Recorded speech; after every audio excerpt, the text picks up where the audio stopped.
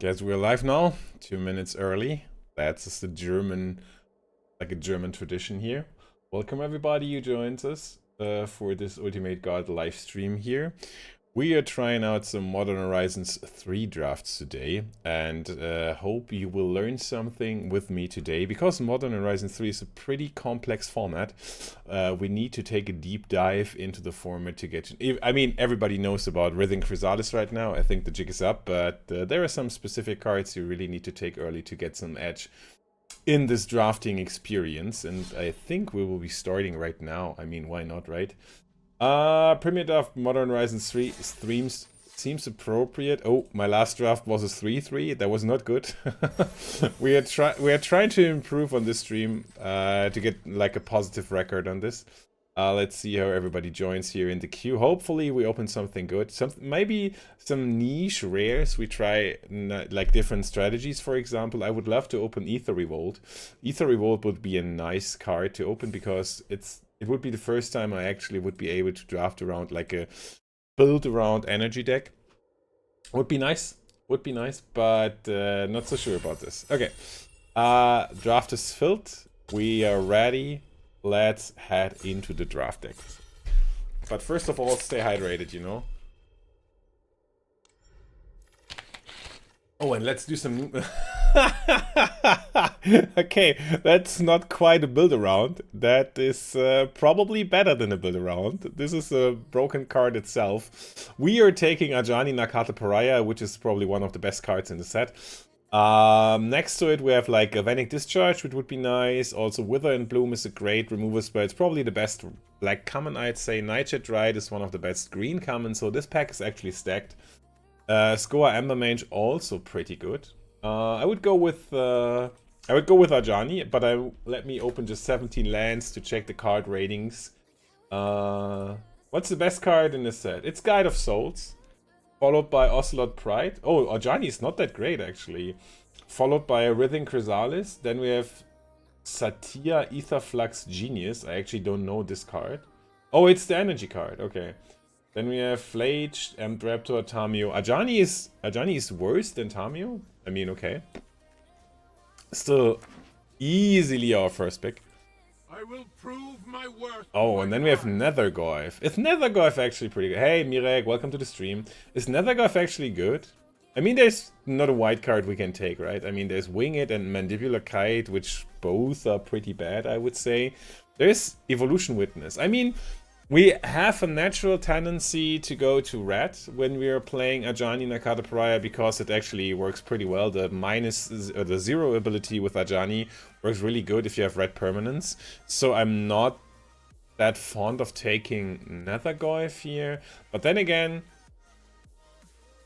maybe we take Illusion. I mean, we should also not marry our first pick, even if it's like one of the best cards in the set, I think. What about Ral and the Implicit Maze? I mean, it's a good card, come on. We just take this. I really would love to play red-white, if it's possible for me. There's Dog Umbra and Nyxborn Unicorn. I think both of them are pretty good. Not sure which one is better, but we will find that.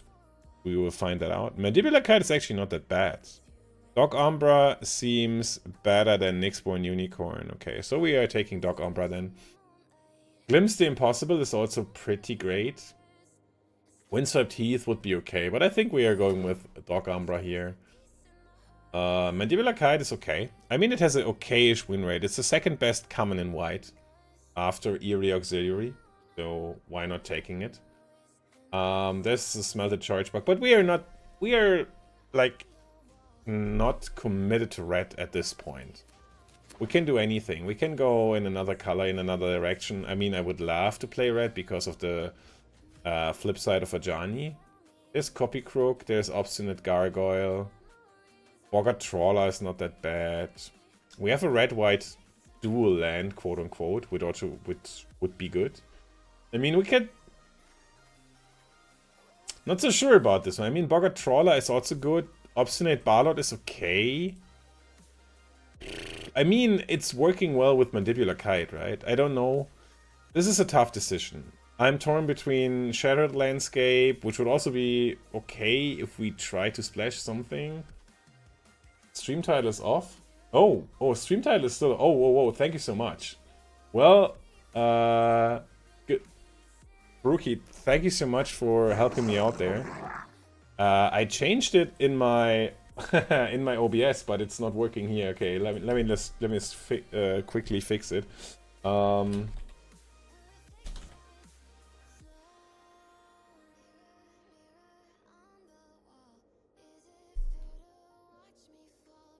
Okay, let's do it like this. Now it should be fixed, right? Okay. We're taking Reiterating Bolt. I mean, the thing is, if we are going red-white is also kind of the energy archetype, so Reiterating Bolt could be like a 2-for-1 even, if we get there. So this is fine. Thank you so much, Brookie. We have Furnace Hellkite. Furnace Hellkite is more of a black-red card. There is Nesting Grounds. Nesting Ground is actually quite okay if you're playing like modified cards. There's also Nesting Ground. I'm not sure which Nesting Ground is better. I'm thinking the left one is probably a bit better than the right one, but I'm not sure on this. There's also Sarpadian Simulacrum, which is kind of okay. Also more like a black-red card, and there's actually nothing else for us. I will take the red card here, which is more likely to be in our deck, which is Sarpadian Simulacrum. There's Cranial Ram. Whew. This is a late Cranial Ram. This is also a very late Arcbound Condor. There's Twisted Landscape, Fangs of Colonia. I will take Cranial Ram. And then, hear me out, there is a chance that we are playing Black-Red Splashing Ajani. Hear me out. That's not very likely. And this is why we are learning this format, you know? Because this format is so complex, there are so many overlaps between archetypes, there's so much you need to know about preferences from colors, like archetypes which go together, cards which go together, synergies. This is a highly synergistic set and you really need to know your stuff there. Glimpse the Impossible. I mean, red is probably the one color we are for certain. Idol of False Gods. I mean, we could also switch over to Eldrazi, right? Eldrazi is the best archetype right now, according to 17 land stats. Okay, then we go with Mountain here. Okay. Oh, come on. What? I mean, this is actually a tough pick, right? This is the best red card and the second best red card. Lelia is the best red rare, and Detective Phoenix is the second best red rare. I mean, and then again we have Writhing Chrysalis, which is the best common. This is probably the best booster I've ever opened in the set. I'm going with Lelia here, but it's a tough choice. Oh, we have Glyph Elemental. Glyph Elemental is nice. Ajani Felt's the Godsire is also pretty good. I think that Glyph Elemental is like a tiny bit better, but it's a small margin. I will go for this, and I probably go away from the black cards right now. We have Area Auxiliary and we have Static Prison. Static Prison is probably the best white uncommon. But I would also play Razorgrass Ambush, I would also play Area Auxiliary, and I will also play Thraben Charm. But I go for Serpadian's Static Prison here. Maybe we get some energy roll in here, not sure right now. And then we have nothing. There's the red-white duel, and it's probably the card we have to take. Echoes of Eternity, we are not really in the market for. Gray colorless is probably a bit too expensive for my taste. Marinette Apprentice would like accomplish something for us to be like a more of a kind of aggressive Mardu deck, but I'm not sure if we want to be Mardu. I mean, we have some good cards in black, but I think we're going with Sheltering Landscape at this point. Accursed Marauder is also not that bad. Oh, we have Hex Gods, this is great. There's also it's a Generatorium, but if you're not heavy, Control, Jeskai, Energy, probably not that great of a card for us here. I will go with Hex Gods list. Hex Gods is actually a great card in an aggressive red-white deck. Then we have another Nyxborn Unicorn and another Ral and the Implicit Maze. Not so sure about the second one of this because it's very expensive. So I could go for Nyxborn Unicorn here.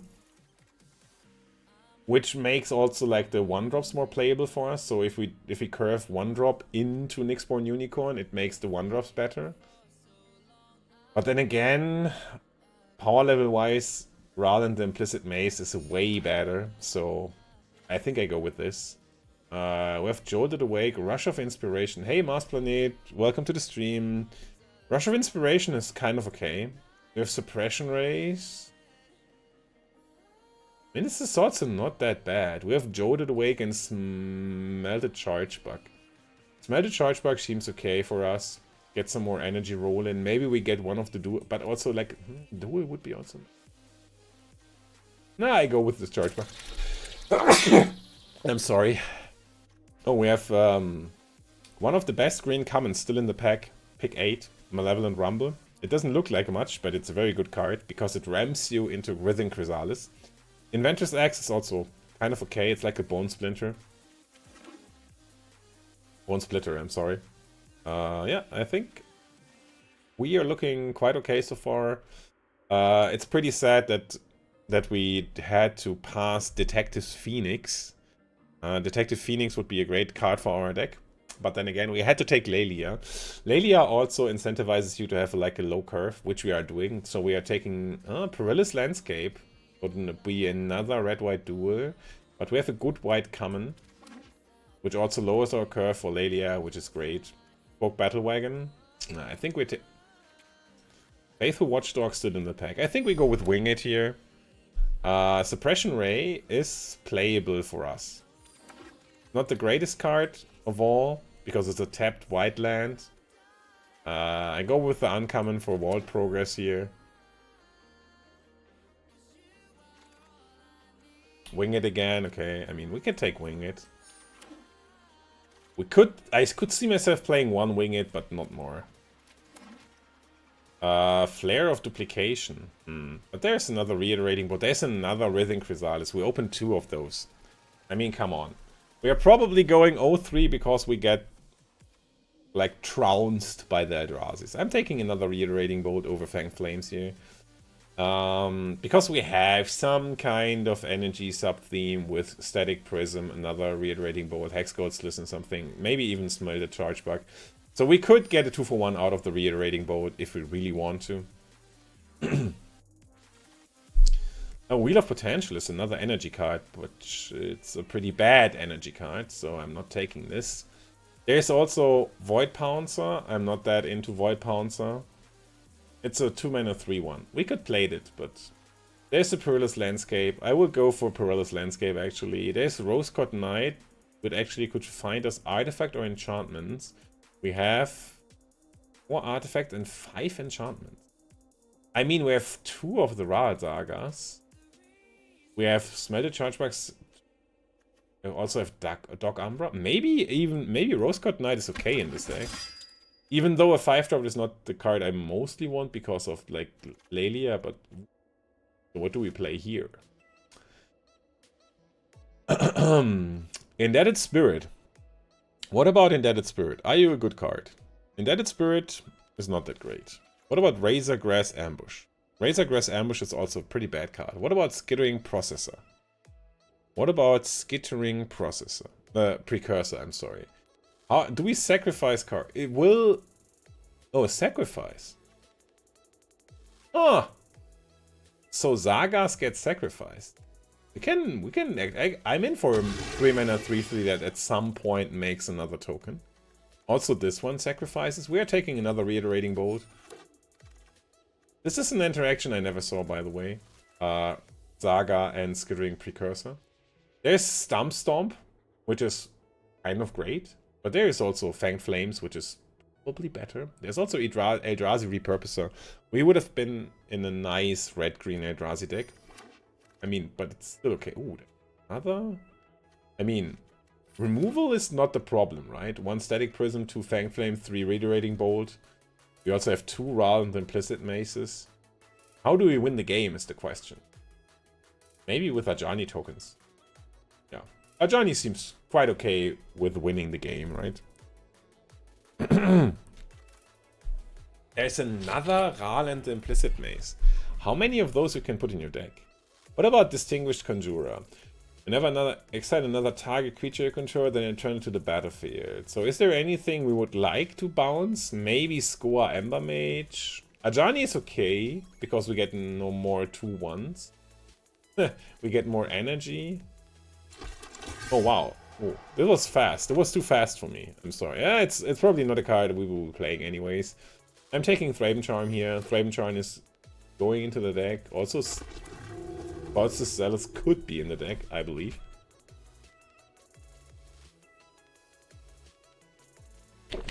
Okay. I mean, looks like quite an okay deck. We have some bombs. Lelia and Ajani. I'm taking Wheel of Potential, even though I'm putting it in the sideboard.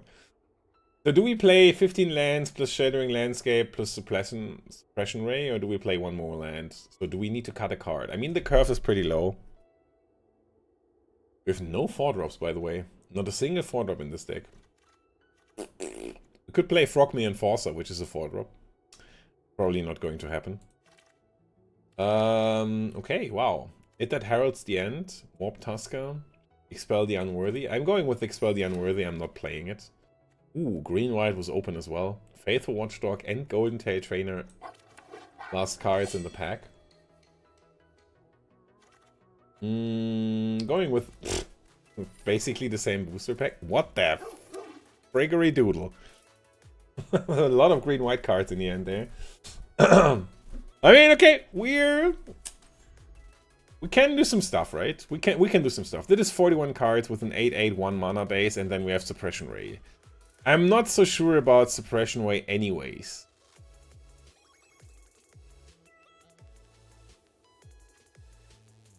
It's like kind of asleep. I can just cut this one card and be totally fine, right? What about creature count? 1, 5, 8, 9, 10. But then again, this makes creature, so 12. Basically, this makes creatures, so 14. If we are very generous with our creature count. Yeah, I think that seems appropriate. We have a lot of removal, which is great. We could also play like Expel the Unworthy over one Reiterating Bolt, but I'm not so sure about it. I think this is fine. Just go with this and we try our best. Sadly, I can't make predictions on this channel. I don't know why, but I think we are not that far with building the channel at this moment, so that we can't do predictions or even like hey Abaddons, morning, good morning. It's 11. It's 11:15 in my time zones. I'm up for like 4 hours or something.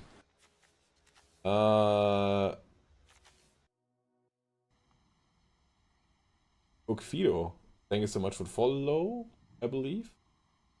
We are taking this. We're keeping this hand. We have 2 removal spells, and then we even have 3 removal spells, and we have a lot of board wipes here. Probably playing against Eldrazi. Yeah, we are playing against Eldrazi, and we are getting. May I? Okay, thank you so much. Getting our kicked here. Eldrazi Repurposer. If it dies, okay, so we can just... Oh no. I mean, they can play Dark Umbra. Yeah, the thing I should do is probably play Dark Umbra here and just... Thing is, this one already did his fair share of ramping with the Eldrazi spawn here. Oh, dude. Like always, keeping the 2-lander on the draw. Never been able to find the 3rd land. And this is how we learn the format, right? Always play 20 lands, so you don't get screwed. Opponent already has all 3 Eldrazi colors. There it is. That is a good card. The thing is, I can put it in Static Prison, but then I constantly need more energy. If I would draw more lands, I can at some point maybe play Ral and the Implicit Maze. The thing is our opponent plays Writhing Chrysalis on turn 4 and now has like 3 Eldrazi spawns. The next card our opponent will be playing is probably an 8-drop or a 10-drop or something. At least it will be something we can't handle. I'm pretty sure about that. Okay, let's see. Rump Steak. What is your next play? Maybe Eldrazi Linebreaker. Maybe you wait one turn and play Kozilek. I don't know. No, it's Breaker of Creation, sure. It's an 8/4 protection from everything, gain 6 life, blah blah blah. Well, we have a problem. Protection, hexproof from each color is pretty bad for us. The good thing, it's only an 8/4, you know? So it's very easy to block. No, it's not. This is, I mean, it's turn 5, right? Our opponent did nothing on the first 2 turns, then played Eldrazi Repurposer, then played Writhing Chrysalis, and then like an 8-drop, which gained them 6 life. And it's an 8/4 with Annihilator 2. Annihilator 2, yeah, I can concede at this point. There's no way for me to win the game. The thing is, I can sacrifice Mandibular Kite and Phyrexian Germ. And what do I do then? Maybe I find a land and then I play Rose-Cotton Knight, which is a 3/4. Oh no, I can fail to find and have a 5/4/5 which blocks Breaker of Creation, but then I have to kill 2 lands from myself.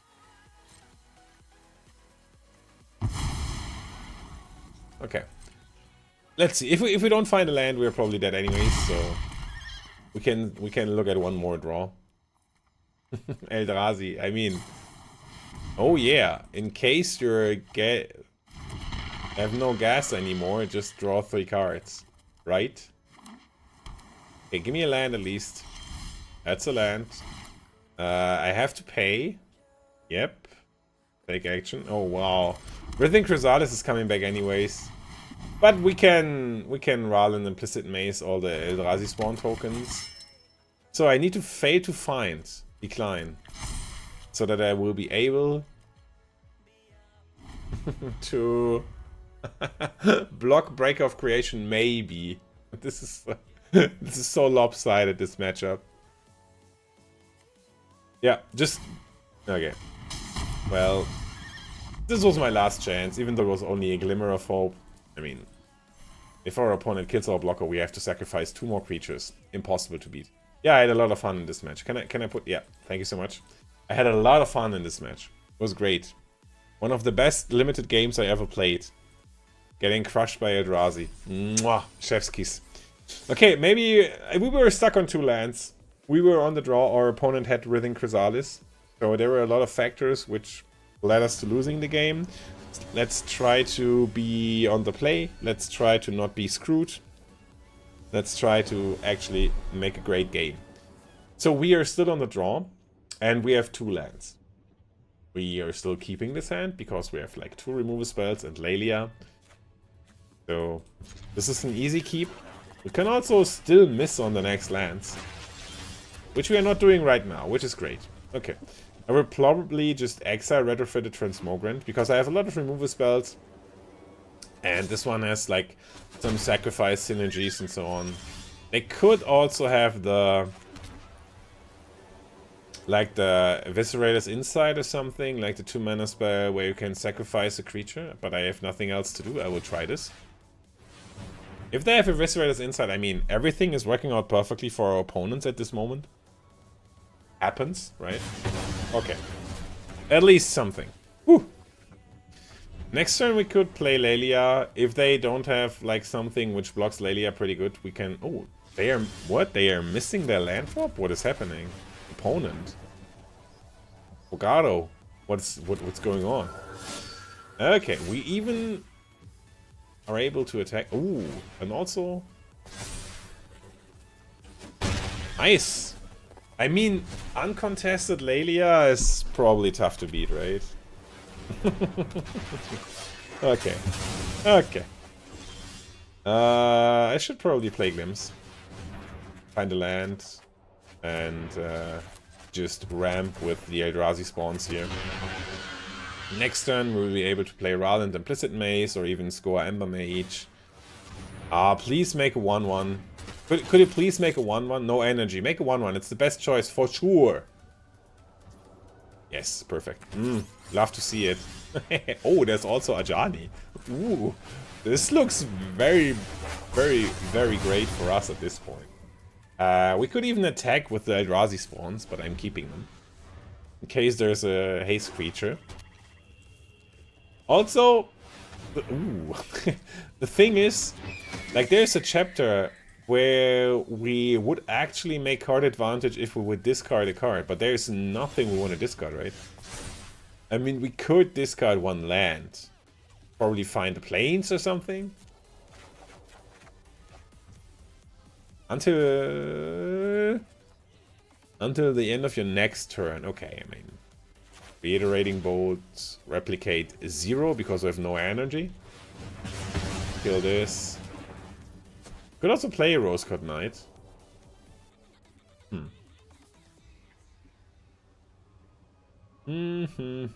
Yeah, I think Ajani will be better here. And then we don't attack with their Eldrazi spawns. We're pretty much in the driver's seat from now on. There has to happen like a miracle for our opponent to not... Okay, I mean, this one is good. With your last is not that bad, but still we have so much stuff left. We have a 2/2 Spellgorger Weird. We have 3 removal spells. We have a Rose Cod Knight, which hopefully finds us something. Maybe a Smelted Charge Bug or something. Or a Sapadian Simulacrum. Or another Ral and Implicit Maze. I mean, why not, right? Yeah, this looks pretty much over. Unless our opponent has something like the Wrath of the Skies or something.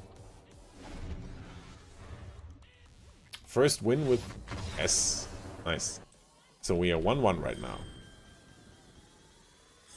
Great. Rank up. This is what I want to see. Maybe we get one more rank up in the stream, hopefully.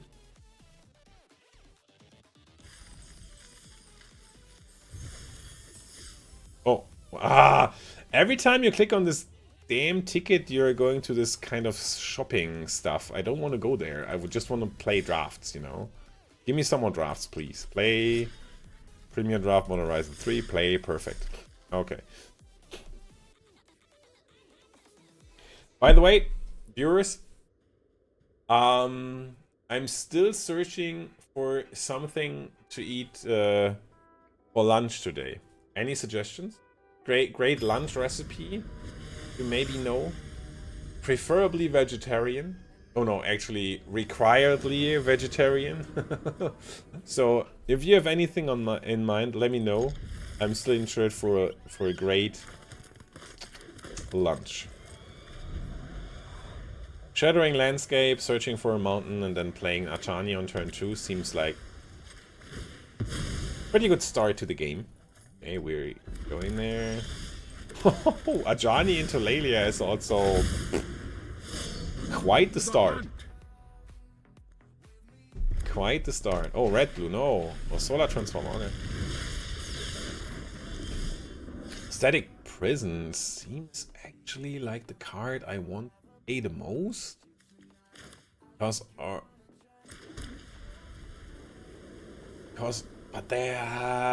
Lelia is so good, right? Lelia is so good. Uncontested Lelia. Oh, the 5-drop I really don't want to draw. Opponent basically has to have a sweeper here because every card is in Haymaker.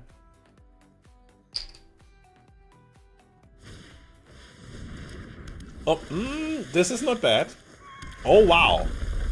This is nearly 6 energy. This is nearly 6 energy. I would like to replicate 0 times. But probably our opponent is going to fetch to get to 5 energy, I believe. Oh, no. You want to fetch. Maybe they have like a 1-mana, like a Vanek charge or something to draw 3 cards. No, they can't because it has Summoning Sickness. Let's see what happens. We're exiling a lot of 5-drops. It probably doesn't matter, but it's actually pretty good to get rid of this. Yeah. No Solar Transformer for you.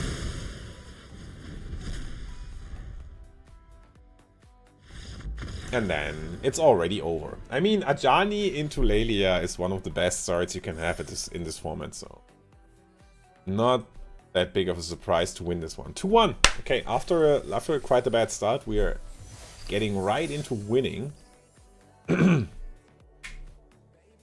No suggestions for anything to eat today? I'm a bit disappointed, guys. I'm a bit disappointed.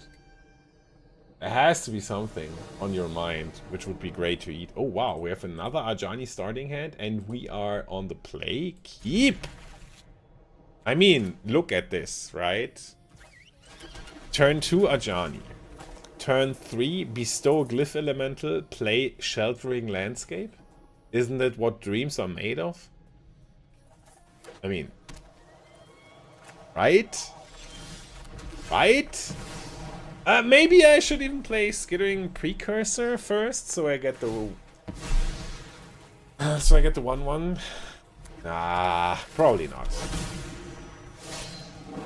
Probably not. Just play, bestow this one onto the cat, on the cat warrior, play Shattering Landscape, fetch for a mountain, and then start attacking for like 1000 points of damage. No, no, you don't need to kill Ajani. No, no, there's really no need for this. No.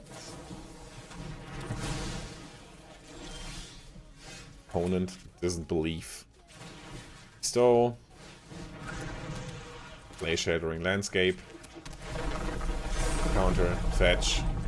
Search for a mountain. Attack for 4.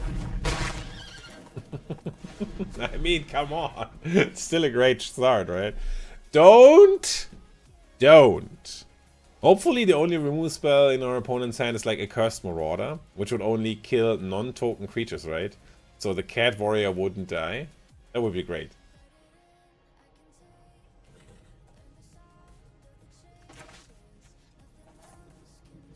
No? No memo. Okay. It could also be Sarpadian Simulacrum. Okay. And Dream Drinker Vampire. Okay. I mean, these are not bad cards. Static Prison. What I can do is put Sarpadian Simulacrum into Static Prison. So that my creatures don't get killed. But it also would... it's pretty inefficient for our opponent to choose, like, to do 4 damage for 4 mana. Maybe it would have been better to kill, like, Dream Drinker Vampire, but then again, 2 mana for adapting this card. Sorry, I'm working as well. You could make some asparagus with bacon or salmon before the season. Asparagus also... Yeah, this is actually quite a good choice, asparagus, I would say. I mean, it has to be vegetarian. So no bacon or salmon, but we can do some other quite tasty stuff. Big action. Play this one. Play this one. Back for 6. Leave back 2 blockers. I mean, even if the cat warrior gets killed, I still have like a 6/6 Glyph Elemental, right? So, you know.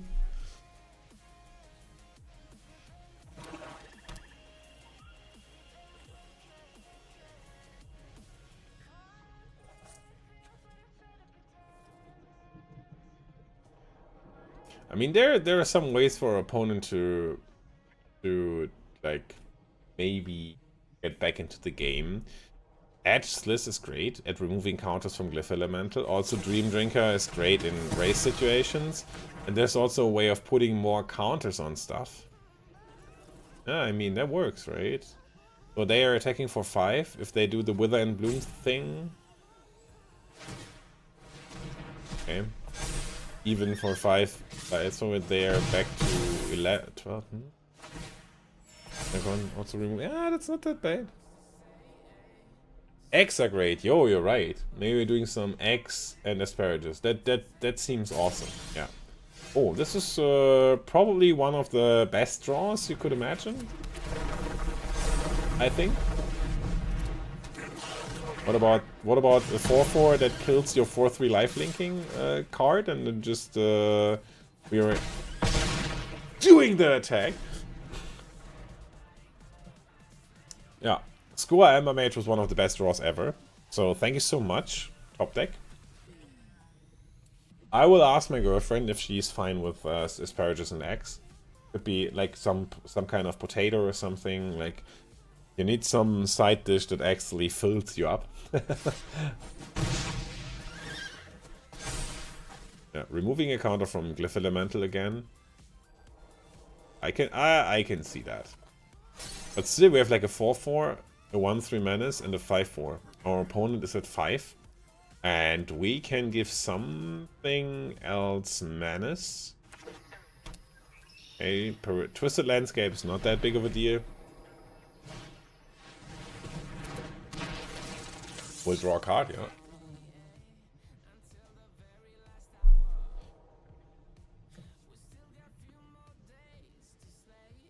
Remove a spell won't do it. Except if it's a removal spell that also gains you life. Then it would work. Ooh. Tomatoes, feta and all. Ooh, yeah, that sounds great. Oh yeah. I will write that down.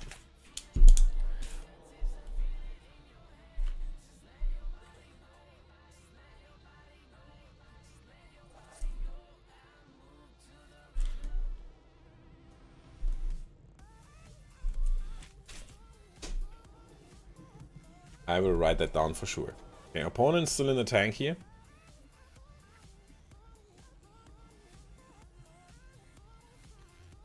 What's the deal, Momemo? You need to do something, you know? I mean, the thing you can do is just kill the smelted charge bug.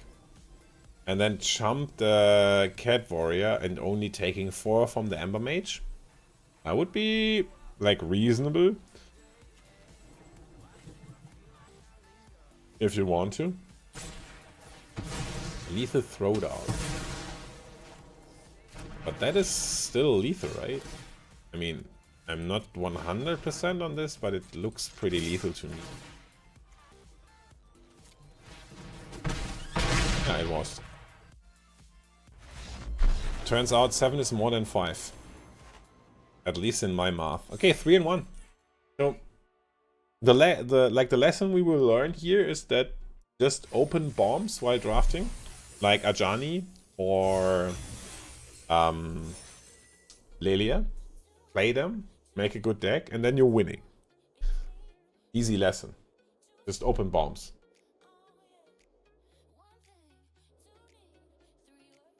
Pretty easy to do. Maybe.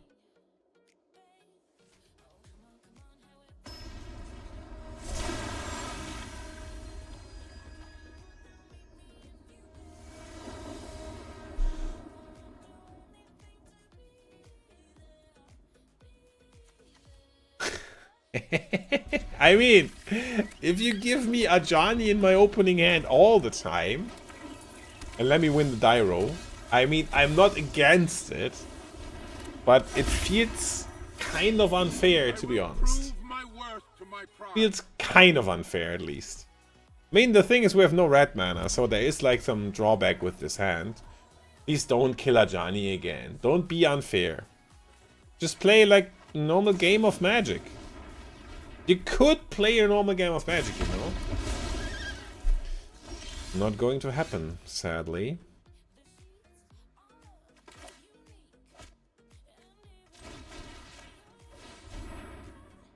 What? You still have something for 1 white or red? No. There's a bounce spell?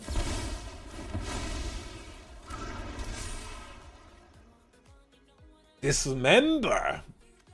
Dismember as a special guest. I never saw this one. Yeah, but I should have thought about it, right? It's totally clear that my opponent is playing red-white and has a, like, Dismember. What the hell is going on? We are playing Modern Horizons 3. We are not playing special guest into Commander Legends, right? This card is unbelievably good. What? You have Jeskai mana on turn 3. This card is unbelievably good.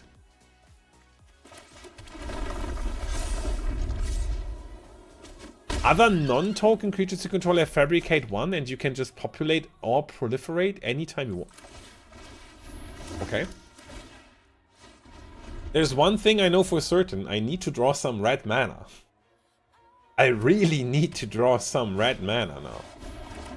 Come on! What the hell? There's red mana. That's the first red mana. 5.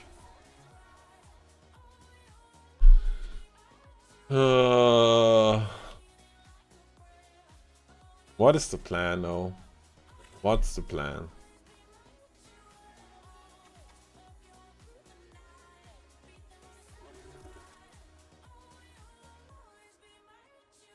This card is unbelievably good.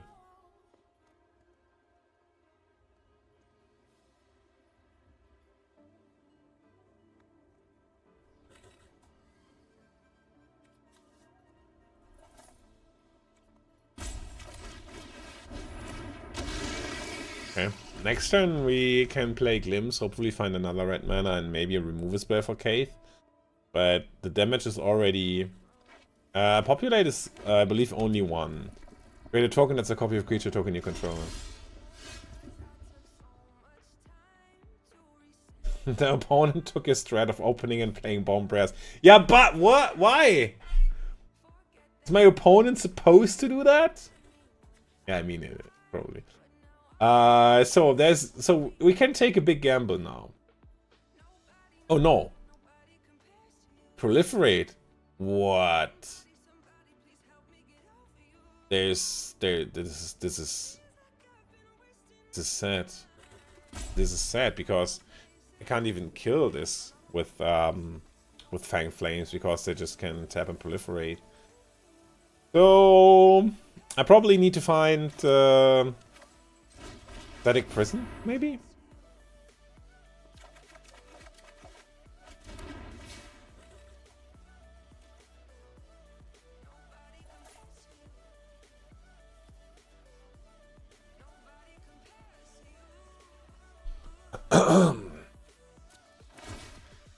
Doesn't look like a Static Prison to me. Also no red mana. I mean, why should I get my second red mana? I'm only playing like 9 red sources, you know? Yeah, this card is unbelievably good. If you have Jeskai mana... Our opponent had anything they need, right? They even Dismember. I mean, come on. There's also a 5/5 flyer right now.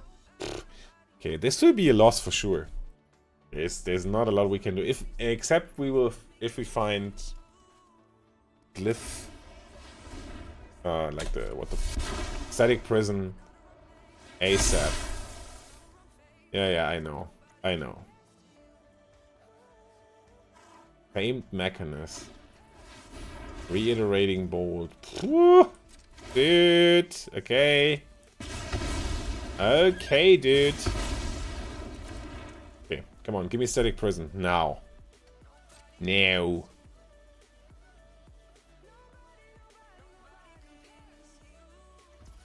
And even then, it's probably out. Wow, Plains. Plains is great. Okay, we can concede this one. I mean, I had out against Kaith, right? This is like not a deck that has this lacking removal, but if you don't draw it and at the right spot, damage-based removal is not going to do it. We had like 3 reiterating bolts and 2 Fang Flames and even a Thraben Charm, which would have killed it. Static Prism, so 6 out at the point. Maybe not enough. Okay, 3-2. Let's get one more. Conjure Scary out of thin air, yeah. Let's conjure stuff, right? Do you guys enjoy conjuring stuff? Or drafting from cards spellbooks? Are you into alchemy or not that much? I mean, now we are missing white mana. But can we mulligan this hand? I mean, we don't have a Johnny. I think we can mulligan this hand. We have Sarpadian Simulacrum and nothing else we can play. I will go for a mulligan here. This is way better. Not so sure what to... I think we're putting this one back. So we're starting with Kite into Bestow Glyph Elemental, probably. You love alchemy? Really? You do? Love alchemy, drafting spellbooks, conjuring cards. Okay. That's interesting, because like in my local community or in my like streaming community in my own stream, we're most of the time unisono saying that alchemy is not for us.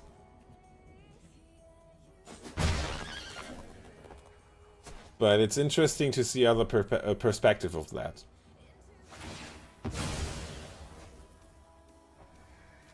Shattered landscape, okay. Finding a plains. Now we need to find more lands, right? Why, by the way, why does our opponent have like 7 cards in their hand? No Dog Umbra, come on. No Dog Umbra. No. No. Hey Basilio, welcome to the stream. Okay, Dream Drinker Vampire is fine. Okay, perfect. Even got our land. So do we do Reiterating Bolt? Yeah. We can also just, if they want to adapt, we can Dog Umbra. But Dog Umbra is also good against bigger cards. So I go with Reiterating Bolt. Replicate 0 times. That's it for 2. But I got the notion that there maybe is some kind of pacifism effect in our opponent's hand. Please, Evolution Witness. Okay, that's fine. Another land is also pretty good. We just kill Evolution Witness on sight, have a 3/3 flyer. Just need a few more turns to be able to win this one. Easy. Give me one more land and we have like a 4-turn clock. Opponent has still 5 cards in hand, which is kind of scary. But even if they kill the Germ, we can still equip the what's face? Glyph Elemental with the Mandibular Kite, so expel the Unworthy. That's fine. That is fine. I think we don't need to equip. We just play more card, more. I mean, a 3/3 Manus is also pretty good. Could equip it. It doesn't look too bad for us right now, except for some really bomb-heavy stuff happening out of our opponent's deck. There, it looks pretty okay. Tranquil Landscape. Okay.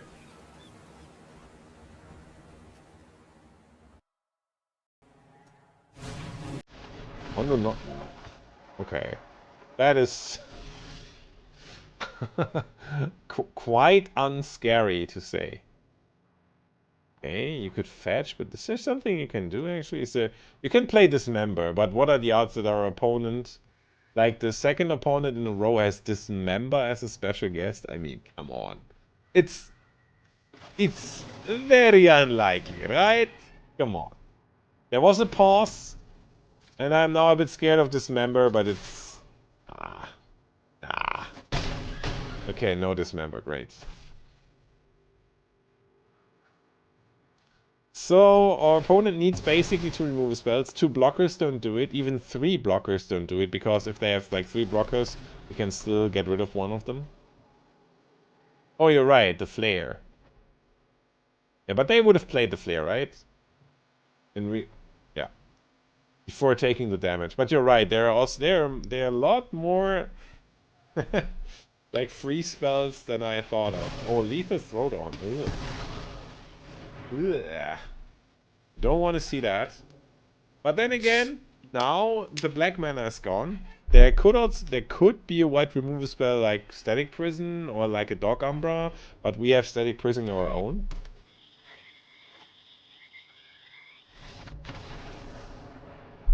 There you go. 4-2. Great. Even after a mulligan. Now we can get back to being on the play and opening with Ajani. Was like a nice feeling. That's true. I'm missing all the flares. I mean, the white flare is not very likely to be played, right? The black flare is a good card in limited, but I'd say that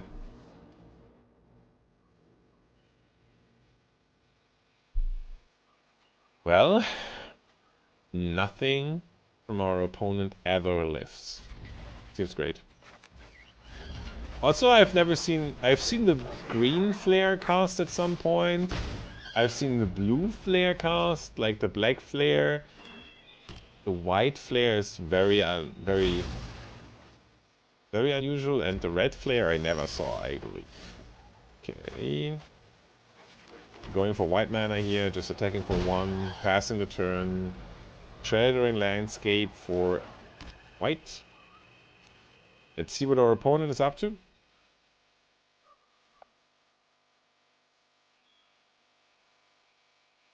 Nothing. Rainier Ram. I mean, you have ain't nothing. So what is our best draw? Maybe still Adani? I'm not sure. Lands are okay. So we're like getting to our 5 mana for Ral and Implicit Maze. Green mana as well, so our opponent is a Jundi. Curse Marauder, I mean, okay. You got me. Fang Flame, okay. I would like to have one threat on the board. One. No, no, no, no, no, no, no! Why is everybody playing this? Man, it was like. Now we have to like do 2 removal spells on this to actually kill it, right? No way. I can do Fanged Flames and then Reiterating Bolts, so all the Eldrazi spawns are gone as well.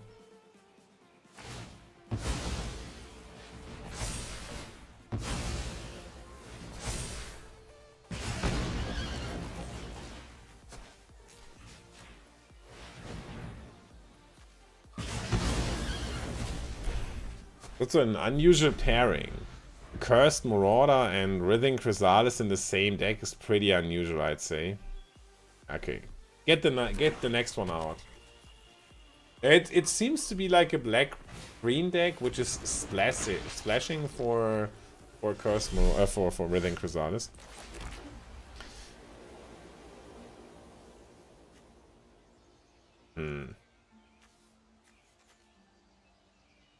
I should probably play.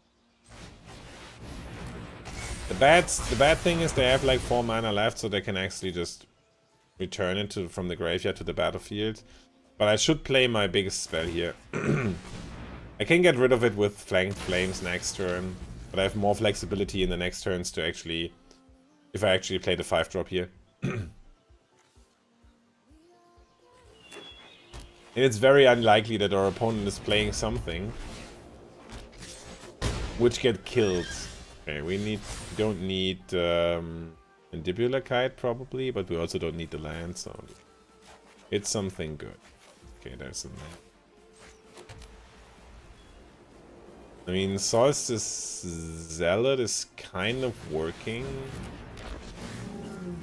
Playing the Kite, and then we play Fang Flames on the Transmogrant.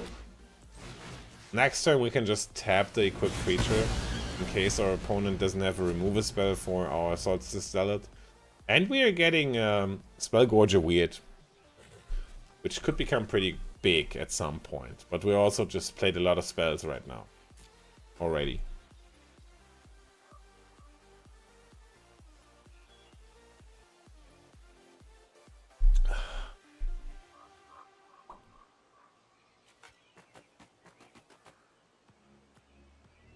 This turn I'm taking 6 for sure. There's nothing. I mean, I could block, but doesn't seem like a great idea.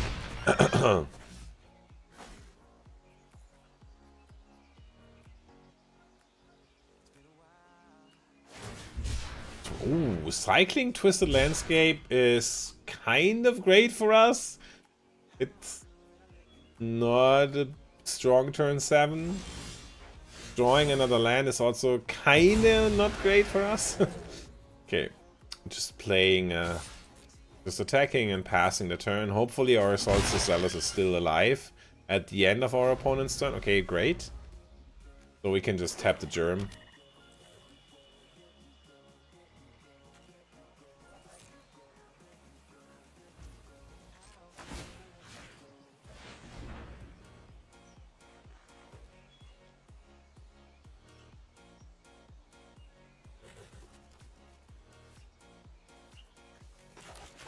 Play something small. Or let us find another Ral Saga. Or Ajani, maybe? Play something small, I said. Then they just made a one-sided Wrath, which left me with nothing. Well, Toxic Deluge. Great. Great card to play against. Okay, there's probably only one out. I need Static Prison ASAP. As I usually do.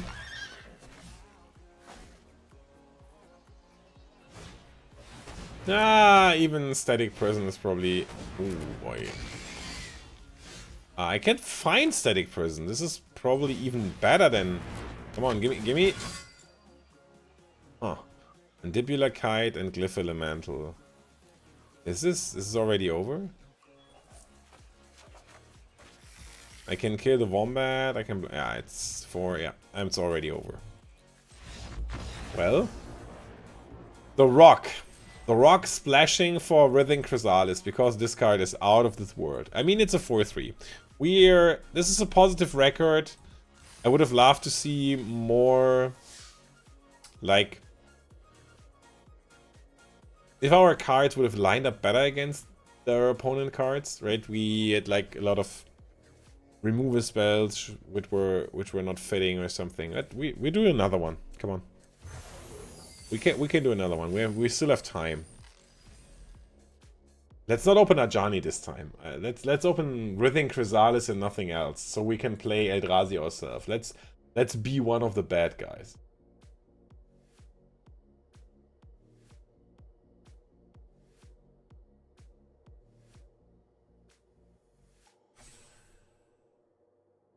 Okay, 4 people already in the queue. Let's get 4 more.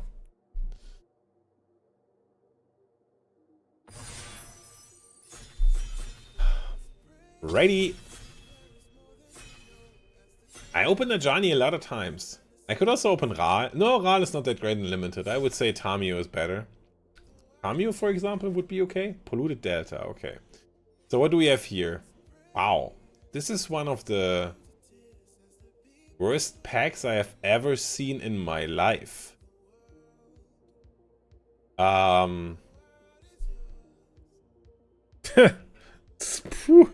What do we do here? Raven Charm, Indebted Spirit. There's even not a single red card. Blood-Soaked Insight is kind of red, but not really. Indebted Spirit. I mean, we can try to go Indebted Spirit and maybe go into modified stuff. This one is a very, very bad pack. Okay. Okay, what are we have? Like Obstinate Gargoyle, we have Arcbound Condor. Arcbound Condor is great, but more in the red-black deck. We have Galvanic Discharge, probably the best card in the pack. I don't want to be red-white all the time, and I don't want to force it, but it seems like the best card in the pack and the best decision to make here after a pretty empty first pack. I think I have to go with Galvanic Discharge. This one is great. Kozilek's Unsealing, 3rd pick. There's Nightshade Dryad. There's also like still 2 rares which do basically nothing. I mean, Kozilek's Unsealing is insane in the Eldrazi deck. If you get it 3rd pick, I think it's way worth trying, right? There's also Nightshade Dryad, which also would be good, but I think we could have gone with the Area Zeri, but then it would have more like solidified us in red-white, which is not the thing I want to do after drafting already red-white.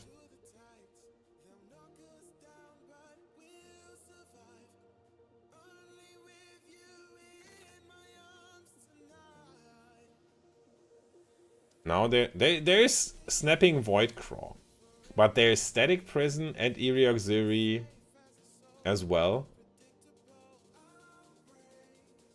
Well, now this is kind of the decision point.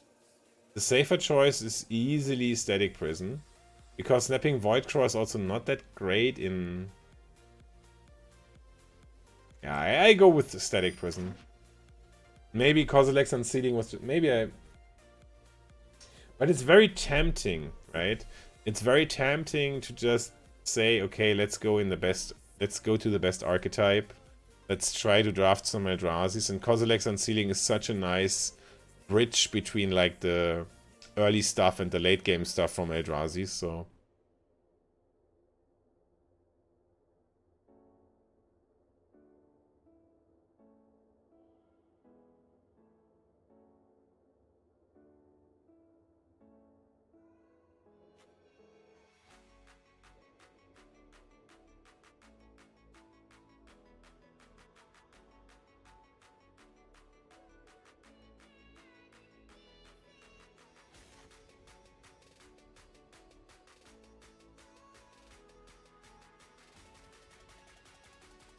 So we have nothing.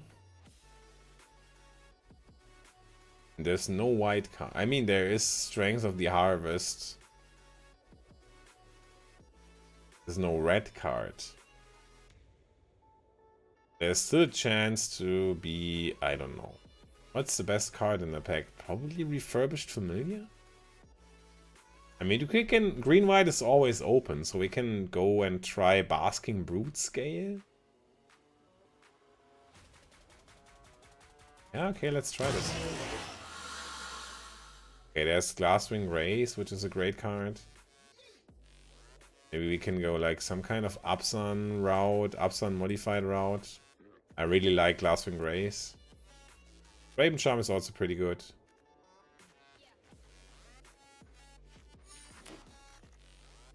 Ondo Knotmaster. Gravedigg is not that good, but Ondo Knotmaster is kind of okay. Rowan Soul Trader is not a great card, I'd say.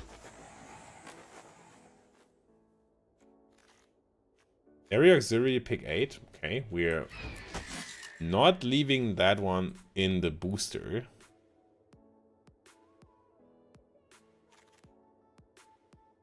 Screw Sentry tabled, so we can trade it. Now we have a lot of 4-drops. We need more. We need to lower our curve now.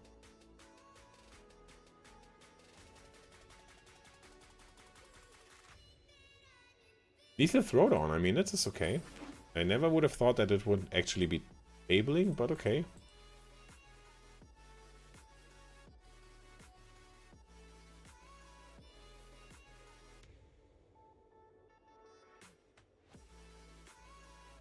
Ooh.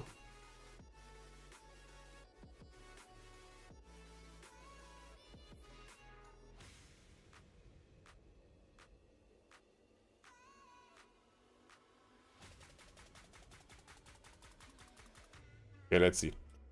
Maybe we open Ajani in the next pack, right? I wouldn't be against it. Boggart Trawler, I mean, you can. There's a green-white duel. Right now, we are probably black-white. I mean, come on. I don't need to play Basking Brute Scale. Joded Awake. Is it good with anything? You're not getting. No, it's probably not that.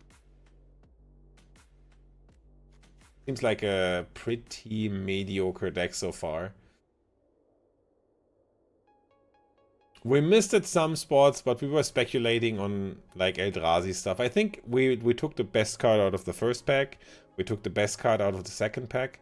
And afterwards, we were just like speculating on Eldrazi for one pick and it didn't work out. I mean, Fetid Gargantua is okay. Pick 13 or something.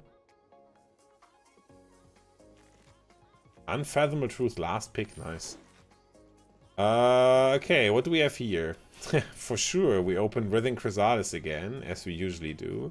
We have Monumental Henge. It looks at historic cards, but we don't have a lot of historic cards. Sagas, Artifacts, and Legends. Not a lot of this one.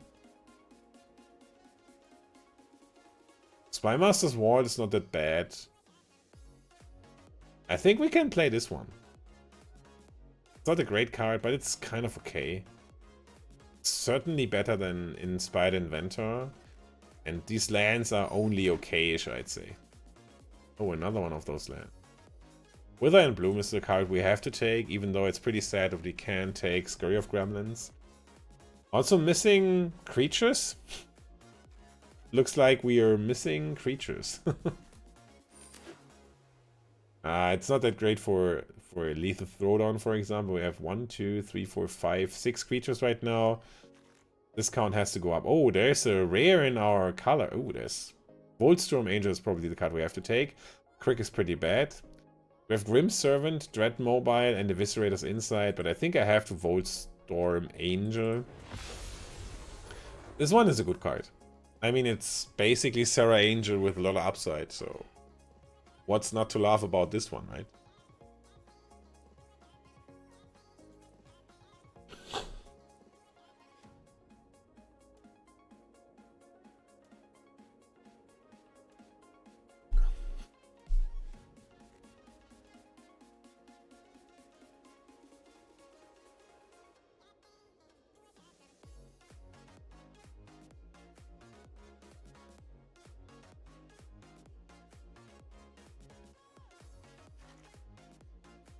Buried Alive is not a card I'm especially fond of. Yeah, come on.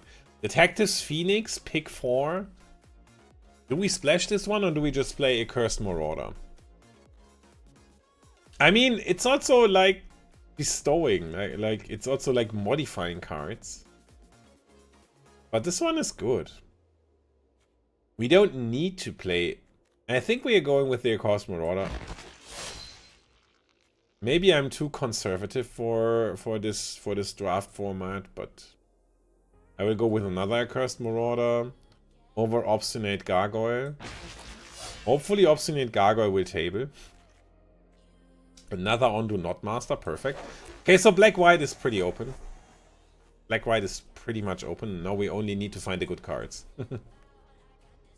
I'm in for finding the good cards. Ajani, for example, would be great in this deck. Also Surin. Yeah, I would take the flip Planeswalkers.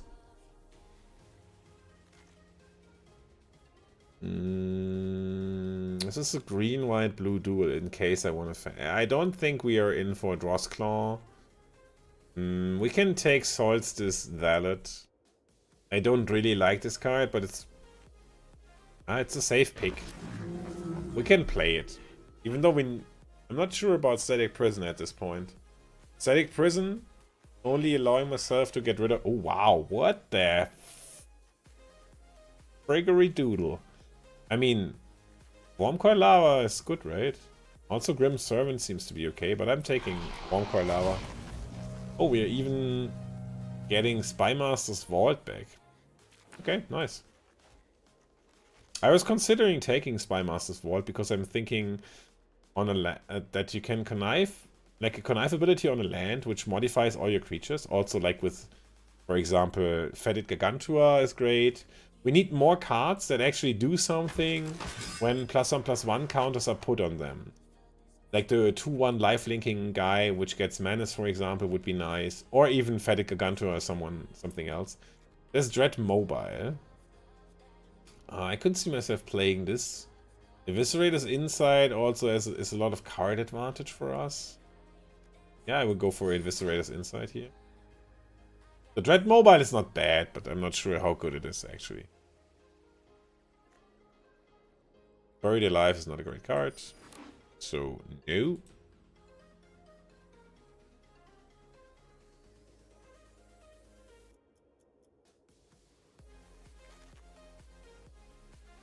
Oh wow, Refurbished Familiar and Obstinate Bar, okay. Black-White is open AF. And of course, we open Quest for the Necropolis. Is actually not that bad. There's also Hexgold Slith.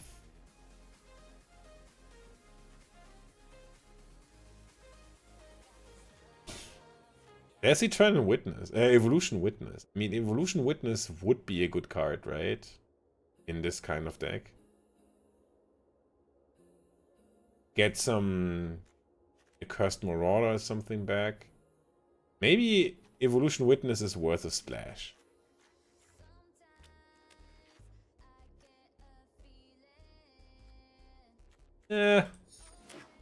Just saying my... Oh, wow. Whoa, whoa, whoa, whoa. Emperor, Edgeless, Cursed Wombat, Breathe Your Last. Okay, we are definitely right here. I'm taking Emperor of Bones, because Emperor is like quite bomb level, you can actually say. Very good with Ondo, not Master, and Come on! What is happening? Ophiomancer and Emperor of Bones. I'm not so sure about this one.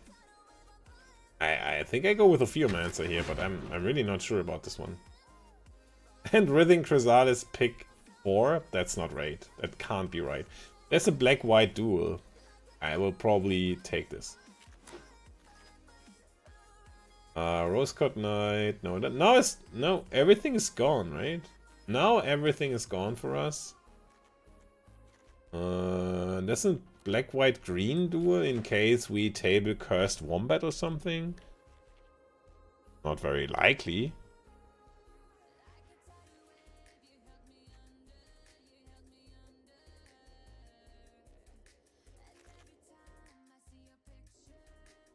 This really is in. Oh, this one should also be good, right?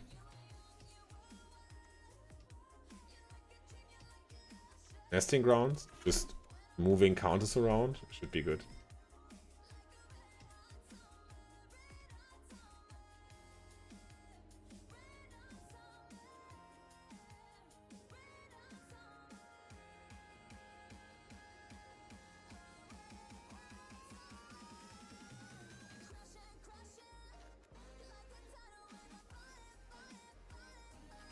Not so sure about... Oh.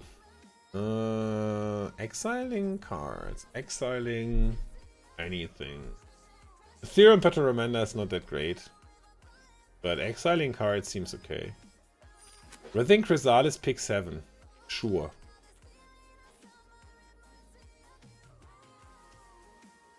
It sometimes feels like that it doesn't matter what I do. Always like the other archetypes are open. It's like, it's insane. Okay, we are taking Thraben Charm here. Now we have like 27 cards, of which are 1, 2, 3, 4, 5, 6 are lands. So we need some more spells. Expanding Ooze could be good. Expanding Ooze could actually be okay. Sadly, we didn't table Eternal Witness. Eternal Witness would have been great as well. Maybe we are splashing? I'm not sure. Do we splash for Expanding Ooze?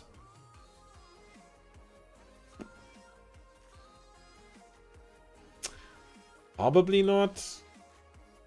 Not 100% on this, but probably. Also not so sure about Consuming Corruption. Oh, Edged Slith. One is good.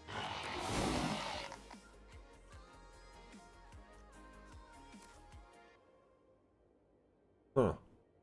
Oh, we don't need to splash actually. We have enough cards. So we probably don't. Huh. But is it powerful enough is the question. Like, if other people are doing broken Eldrazi stuff, is this powerful enough? That is a big question.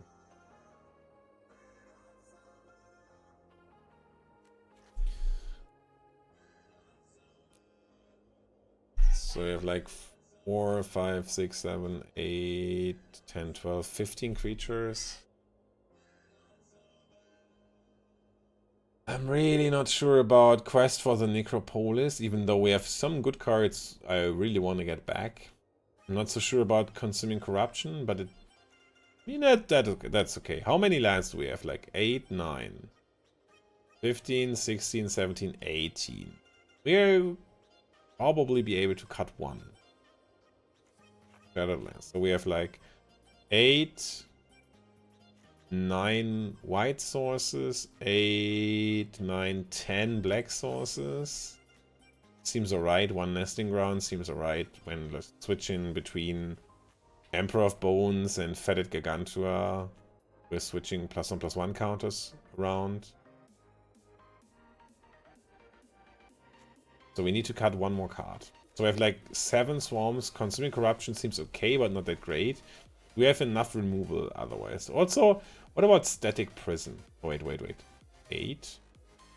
16, 17, 8. Wait, what? 8, 9. Okay, I missed one.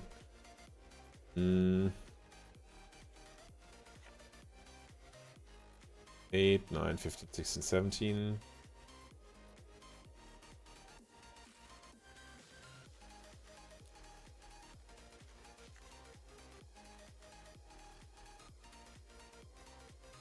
So the question is, do we kill Static Prison because we have no other energy support? Or do we kill Consuming Corruption? Because we don't have enough Swarm.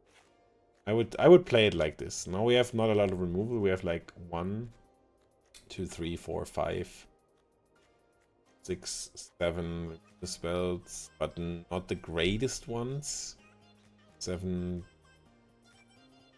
14. Okay, we're going with this. It seems a bit underpowered in contrast to other decks which we will be facing, but let's try. Maybe black-white is not that bad. I mean, it was open. In the last pack, we got like everything we really want to hit. We got the Emperor of Bones, we got Ophiomancer. I think this is a keep. I will play Boggart Trawler tapped. And then we're playing Edged Slith. Edged Slith on the play is great. And then we have Ophiomancer, which gums up the ground. Should be okay. Not the greatest compilation of cards, but it should be okay. Okay. Fetid Gargantua is great. Gives me something late game. Also makes me happy that I played this as a land, because I really need lands now. I need all my land drops. Oh, black-green. Ethereum Pythoromanda. Okay. Playing this. Getting a counter. Removing a counter from this. And play Ophiomancer so that we for sure get a snake token. That is perfect. Next turn we have Thraben Charm for X equals 6 or Obstinate Barlot. Obstinate Gargoyle. Sorry. I'm always thinking about Obstinate Barlot because it's the only card I know which starts with Obstinate.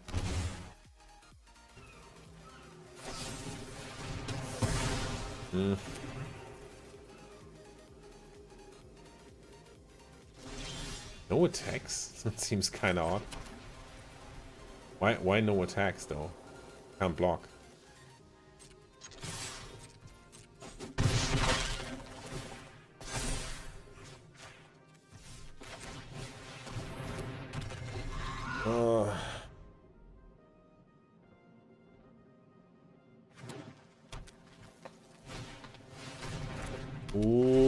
Okay.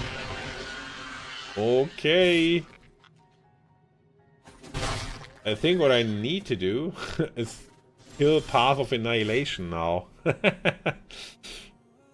Yep.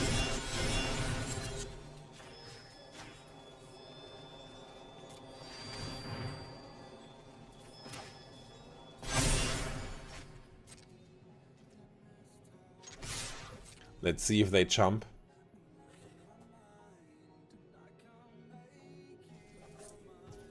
No, they don't. Okay, so they're taking 8. And they're probably relying on playing a big Eldrazi at this point, which we don't allow them to do because we are just killing the Path of Annihilation.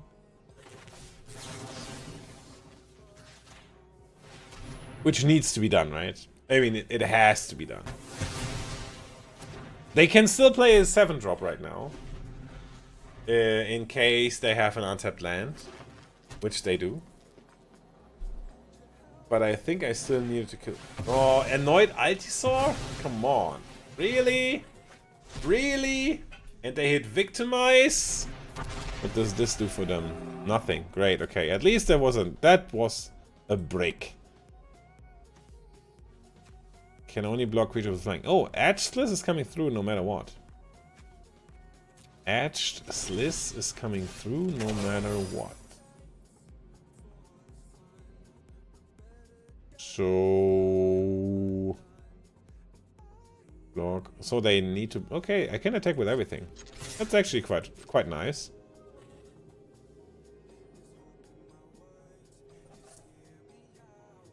Yeah, they need to block the 2-2 with the Noid Artisaur. And then the 3-3 with the 1-1. Man, this is good here. Yeah, that's perfect. I should have maybe... What? Okay. Or they don't block at all, which also works for me.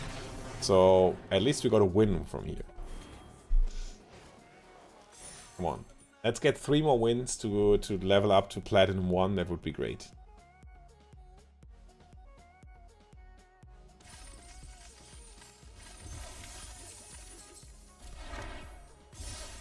Okay.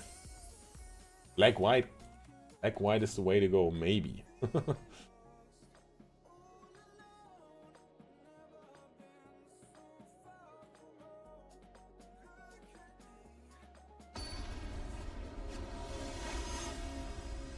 Gecko! Ajani avatar. Please don't have Ajani. Ah, we have a good hand. We can just fetch for a swamp and then play Edgeless again. Okay. Yeah, about that. That is not going to happen. This card has to be killed. On sight. This is the best card in the set. Probably. We're taking Swamp. Taking 1 is nice. I need to kill it with Wither and Bloom, I think. They could have Ether Gust or Ether Counter Spell, whatever. Okay, good. Woo! Woohoo! Guide of Swords is too strong. Ugh! Recruiter is bad because now my Accursed Marauder is pretty bad as well.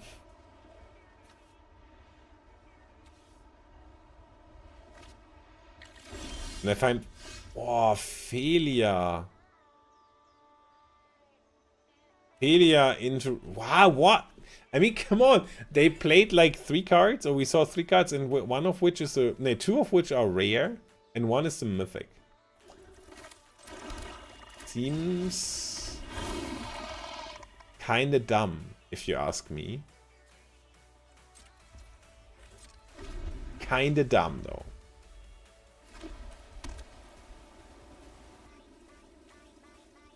Felia is also pretty strong.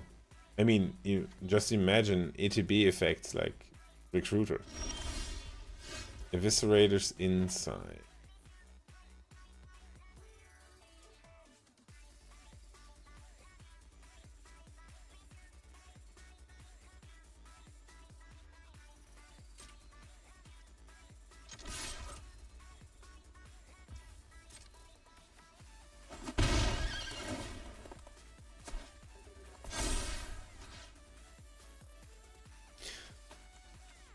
What's kind of bad for us is that we don't have instant speed interaction right now.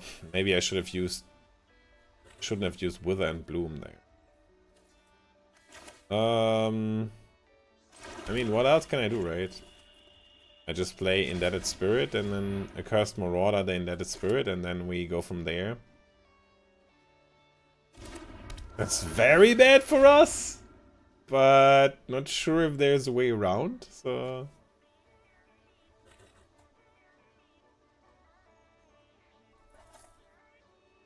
If they have the counters, they have the Easter Spike as well.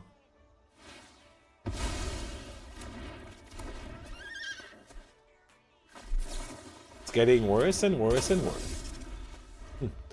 Guide of Souls, Recruiter of the Guard, Felia. What a great start.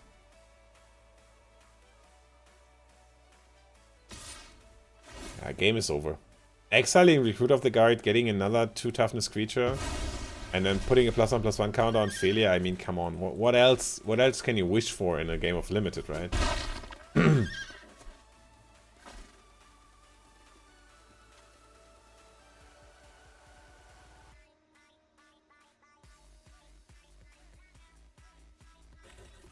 Come on. Yeah, I will. Do you play some more rares or mythic? Oh, Expel the Unworthy, sure. Bad for us, but works. Emissary of Sol4r, yeah. No exalted counter here. But at least we can kill Felia, I believe. These no more rares. No more rares, come on. Be kind. Okay, Hexguard Slithers. Bad, but kind of.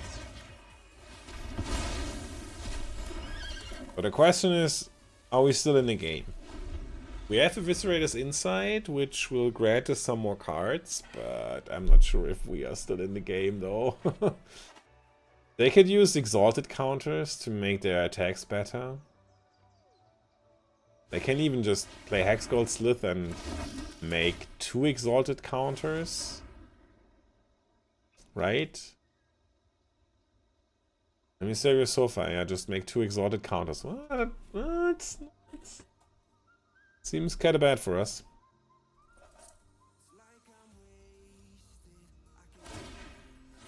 Okay, got it. You got it. Exalted number 1. Exalted number 2. You can also proliferate exalted counters, right? Okay, now it's a 3/6. I will block and then just sacrifice the Indebted Spirit to draw 2 more cards. In case they don't have another Ether Spike.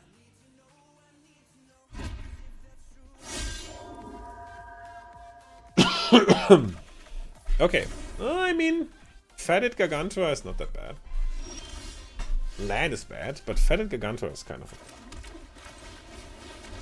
of sad that I don't have 7 mana to actually just... Oh no, we need 8 mana to just adapt it right now.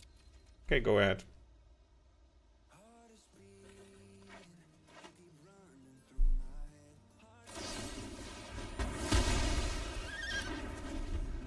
Okay. Okay. Okay, opponent. Okay. Got it.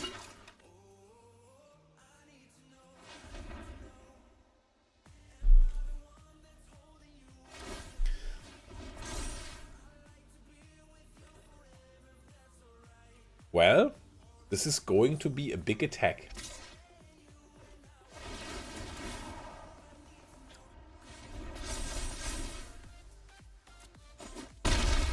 Cannot block, I need my creature to actually find removal spells or something. Undo, not master. I think it's basically over, right?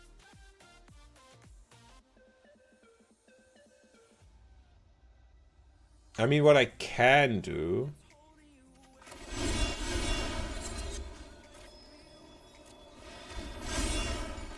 can try to make this life linking guy bigger, but just sacrifice a lot of modified creatures. Would work. Not that confident.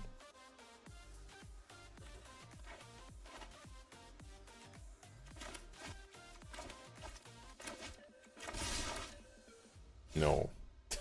Attack with everything would be great.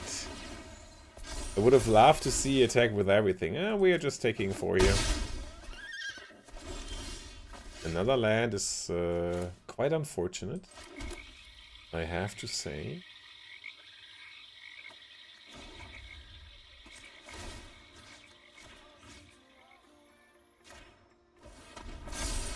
By the way, in case you didn't know, this was something I overread earlier as well. Nesting Ground says 1 tap, move a counter from target permanent you control onto another target permanent. The second part is not on another target permanent you control. So in case you have like -1/-1 counters, you can move them to opponent's creatures.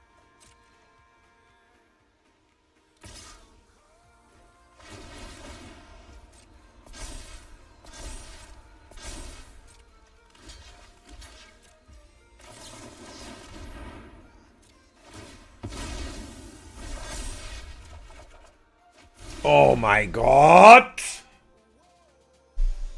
Well, this is these are lands These are lands 4, 8, 12, 13 lands against 6 lands. Not sure about if it's fair. Doesn't seem like it's pretty fair, right? Maybe we can raise with a thick 6 lifelinker? Not so sure. At least we have 3 more cards, right? They could be anything. They could even be a boat.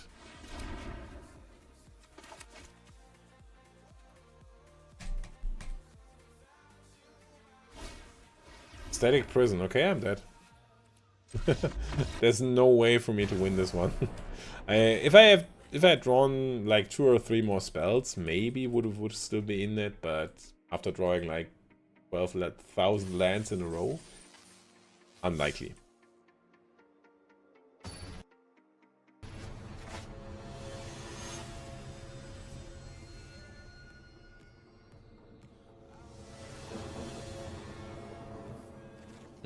Nice. Drawing hot here at this point. I mean, this is not a keep. This is also not that great, but I will keep it. I will probably put back Indebted Spirit. Let's play some more lands.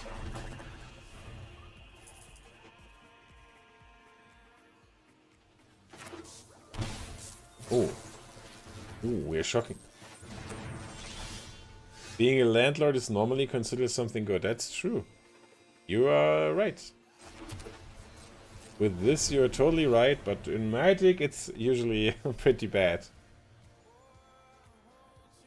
Except when you're playing standard and playing lands. Or you're playing like... I don't know. Oh, a Cursed Marauder would have been great.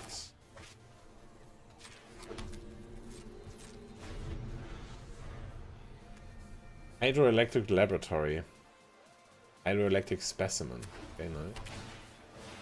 Gearing Fleshraker. This is something for my Accursed Marauder. Oh yeah. Perfectly fitting. But I need, like, the 5th land maybe would be great. I probably don't sacrifice the land because I really need to maximize my chances of drawing a land in the next turn.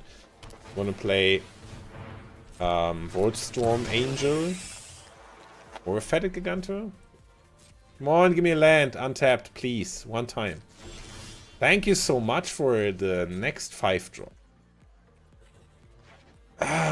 This is not under like a good light, right? I mean, we had a weird draft. We had a bad draw last game, and now we're drawing all our 5 drops. Happens, but it's sad.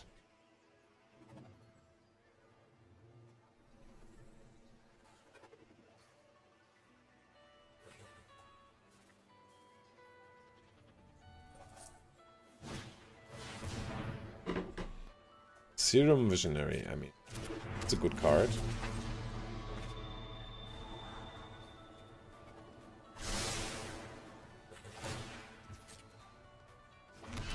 Making spawns is also pretty good.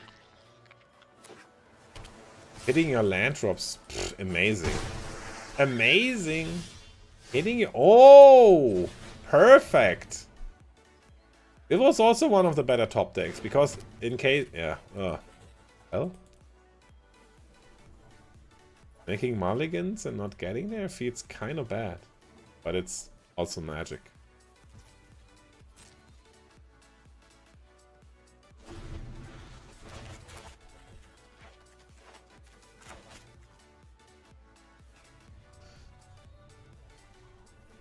I mean, I'm not dead at this point, but since our opponent is accumulating more and more advantage, it's very likely that we don't win the game even if we draw a land from this point on.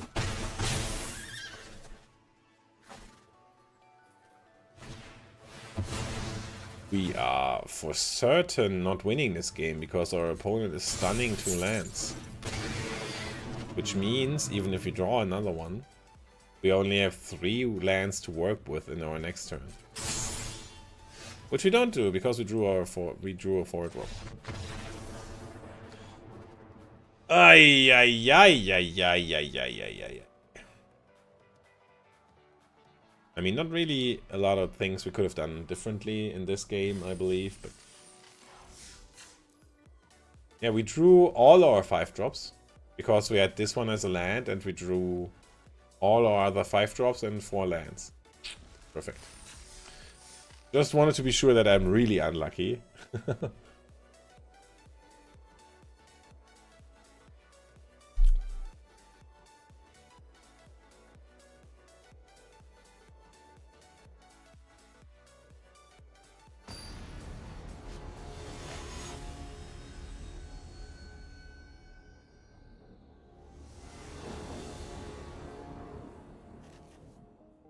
Yeah, let's keep.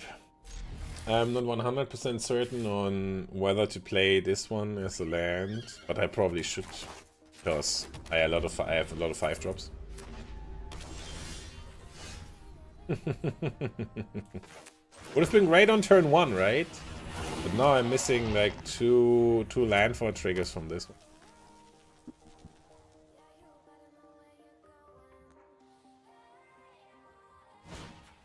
Amped Raptor. Oh, Amped Raptor is one of the best cards in the set. Hitting Cranial Ram. Sure. Sure. I mean, what else could you hit, right? What else could you hit? Yeah,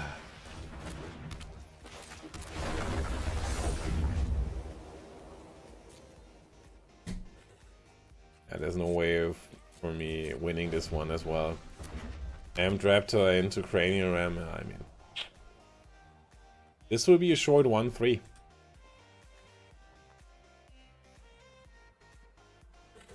So I'm not really getting a grasp on this format. I don't know which cards I want to play. I don't know which cards are good. I don't know why our opponents are playing landfall creatures after they play the land, but they are still winning. You know? This is... I don't get it. I don't get it. That's tough.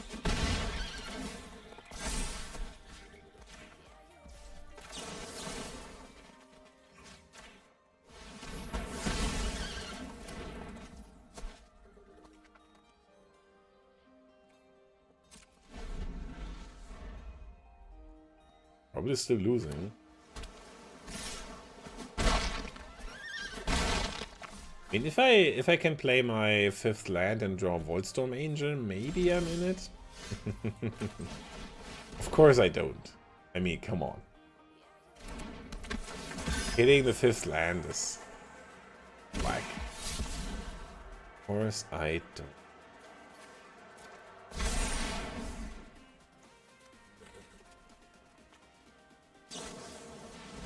Utter insignificance. Okay. I think I still need to attack though.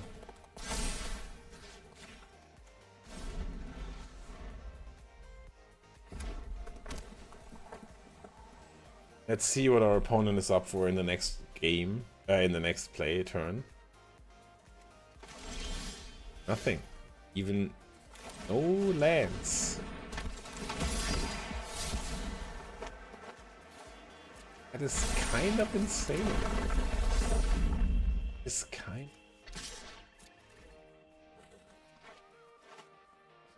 Double block is totally fine. Yeah, this is totally fine.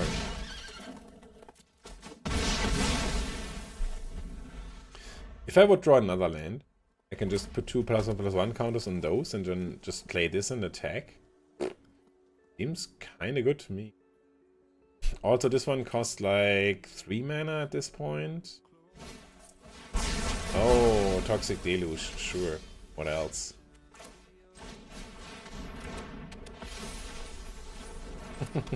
I mean, of course it was Toxic Deluge.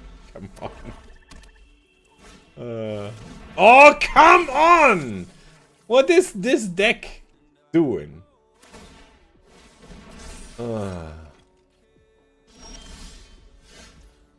Perfect. Spy Master's Ward. Have to.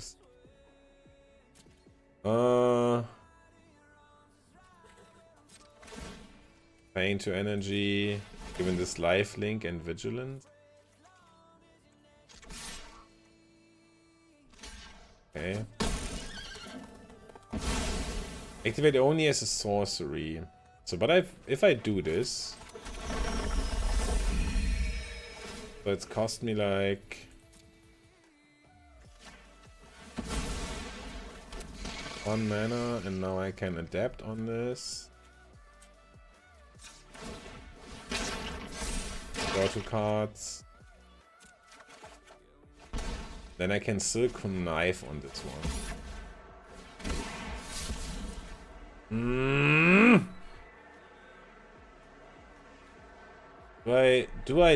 Oh, I don't discard. I don't discard one of those. I would have loved to discard a non-land so that I draw one more cards, but it's okay at its way. Oh, a lot of Cyclops Superconductor. Are these artifacts? No, they aren't. So this is a measly 3. Ooh.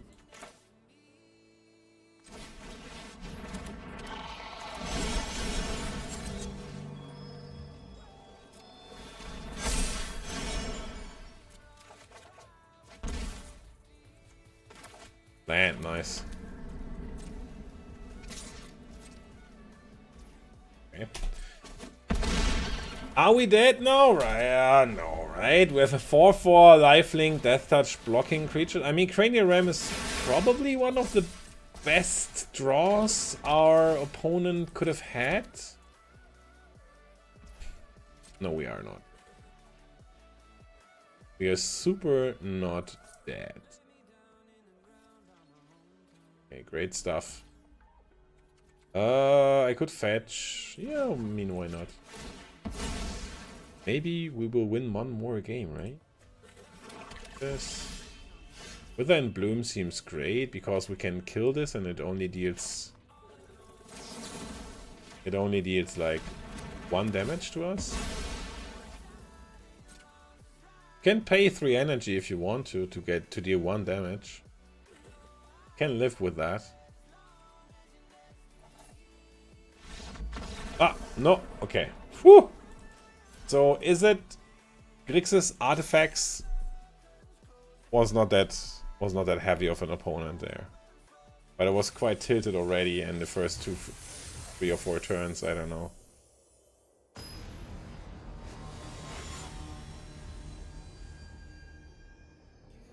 Okay. Yep, start seems great. We have like Edge Slit, hopefully into Obstinate Gargoyle, then playing Ondu Knotmaster's Adventure, throwing a line. Seems great. We are on the draw, we are having both of our lands, both of our colors. I mean, looks like a very convenient draw. 4-drop was not that great.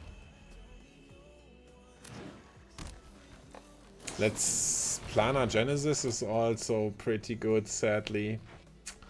So we're probably playing against Eldrazi. Hate to play against Eldrazi on the draw.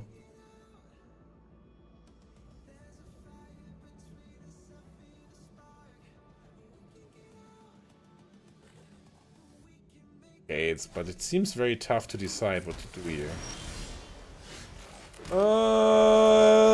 2-lander on the draw alert. 2-lander. It's not the first time that I will lose this one. No Chrysalis though. Whew. No Chrysalis on turn 3. Happy. Me happy.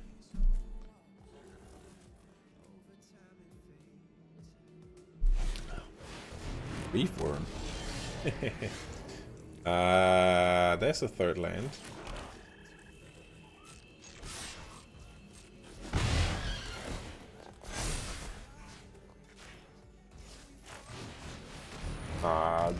Drawing planes in the next turn would be great. So we can play Ondu Knotmaster and then expel the Unworthy onto Reefworm.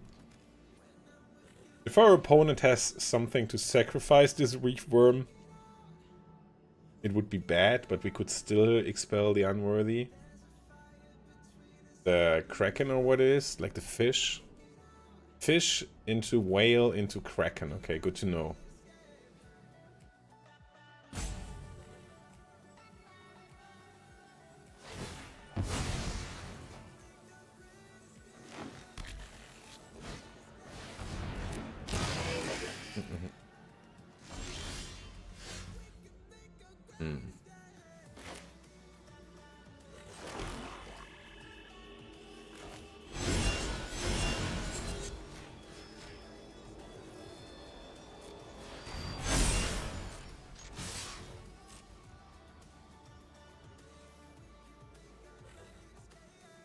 Double block? No blocks, okay.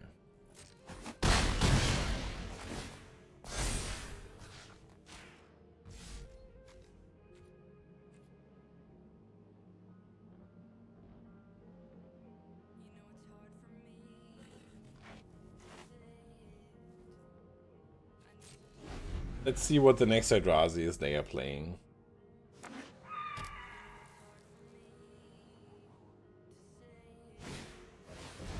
Wastegate Battlemate. No kicker though. Oh yeah. No kicker is interesting. I mean that happens. Fine.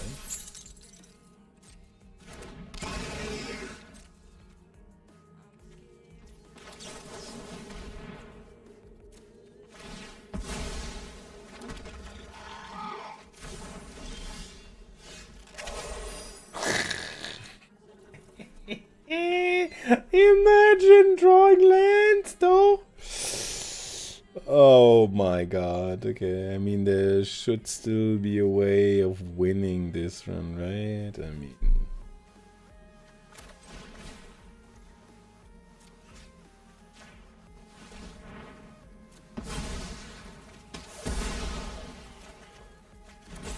There's not. No, there's not.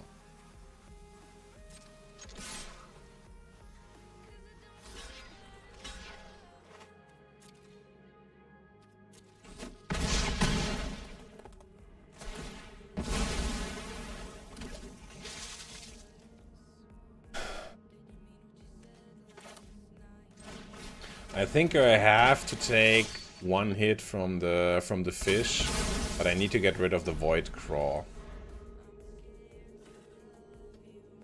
Seems like a fine exchange.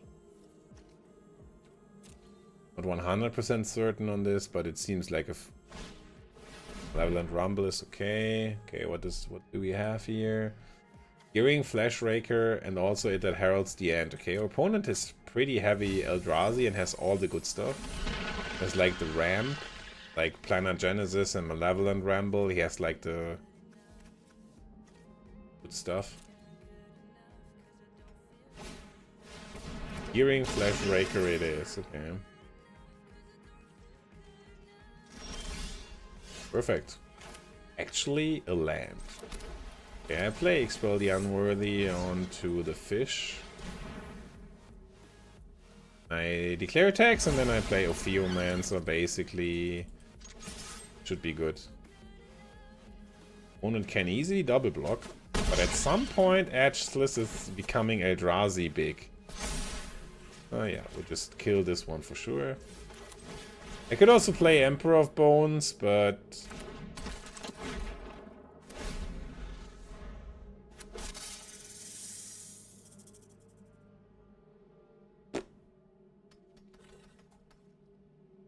I don't think we need much more than this here.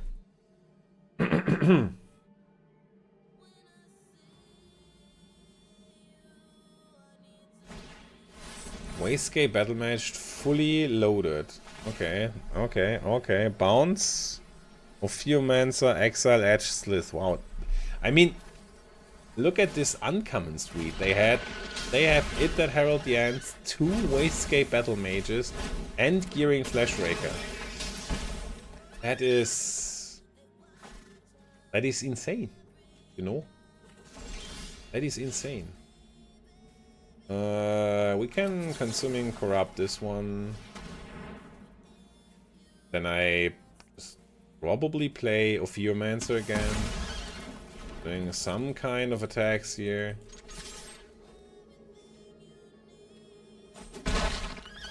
There's also like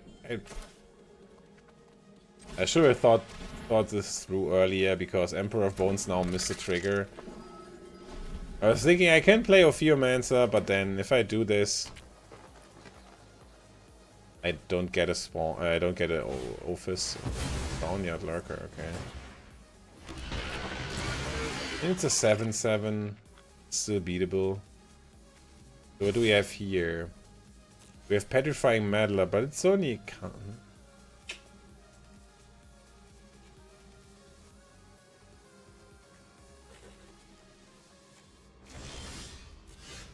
Ains. Ains is good. Exiling big stuff. Oh no, we can exile this one. Oh, this is great.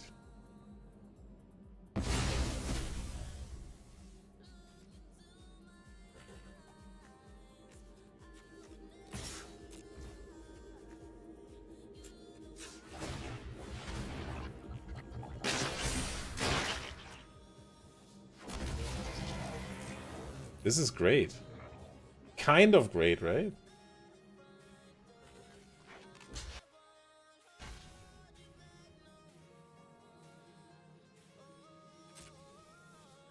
Our opponent only has one card left. I should just play this one then, because this will be a 4/4 lifelinker, because it has a finality counter. This one will die, I get a 3/3 fish, and a final... Oh no, it's exiled. Ah! It's a finality counter. Yeah, okay, I missed that one. Sad. Okay, taking 7 here, no big deal.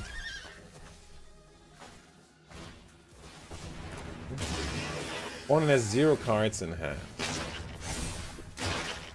Okay, reform was not the best decision there.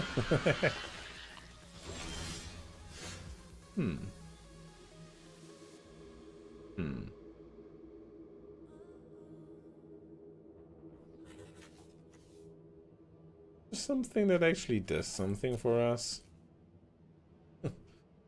Well, I mean, there's something that does something for us. Can use the first Marauder.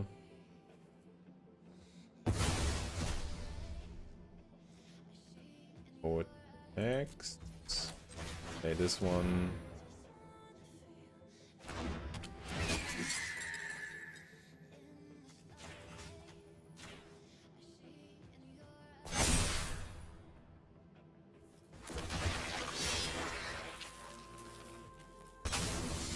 I mean, it only gets rid of the 2/2, but it makes the board smaller. So next turn I can get back Obstinate Warlord. We will see.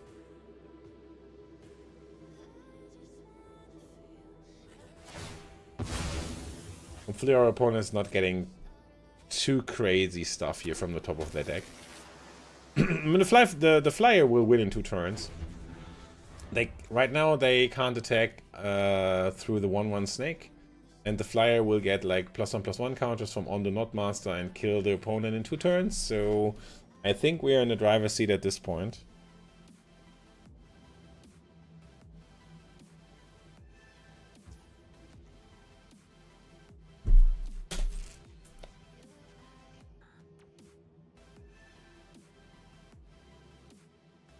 Let's see if something unfortunate... Oh, this is actually something unfortunate. Not that big of a deal, but it's... I mean, it's okay.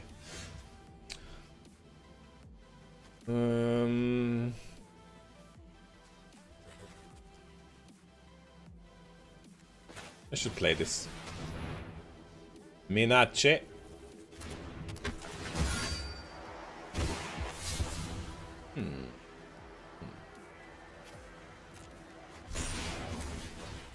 Can't do this.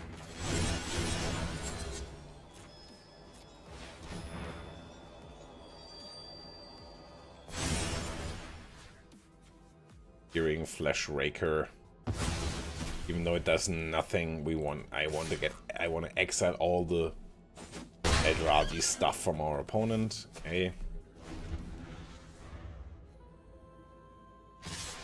Okay, this is like a desperation attack. I will sacrifice this. Then I will block like this. Probably. Okay. Yeah, okay. Opponent has seen enough. We won our game, and now we are 3-2. Maybe we will get one more win as we got last draft. 4 wins is kind of okay. I would love to see more wins, but one more win would be okay because we get at least like a lot of gems back. Not losing all the gems is also pretty good.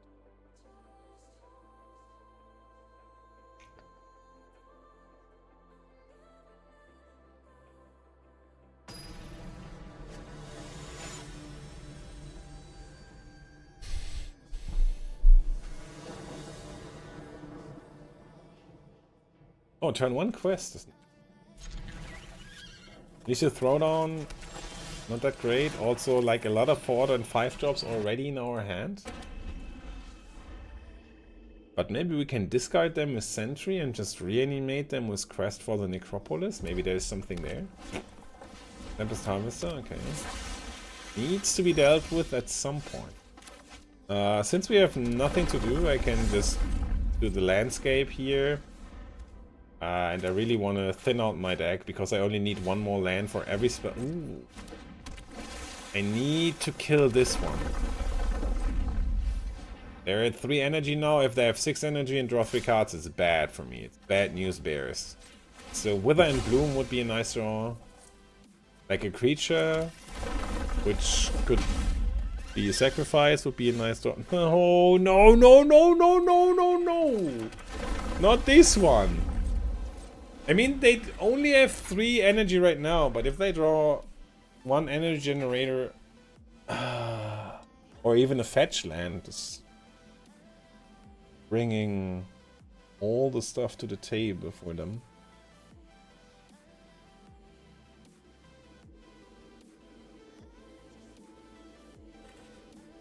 Looting seems fine.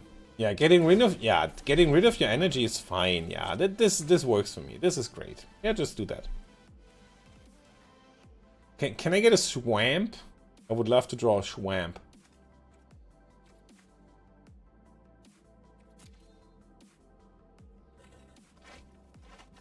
Copy Crook. Okay, so they're missing land drops. Maybe. Not anymore.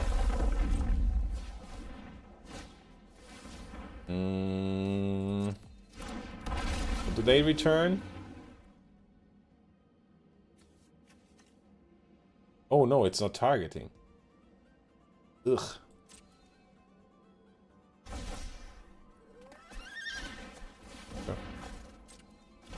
Okay.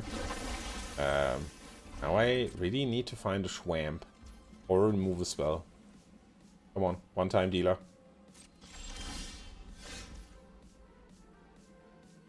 Not a swamp, right?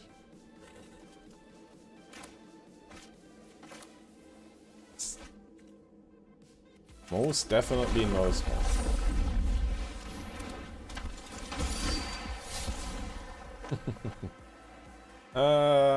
Cool. Cool stuff, though. Land, energy, draw 3 cards, GG, win the game.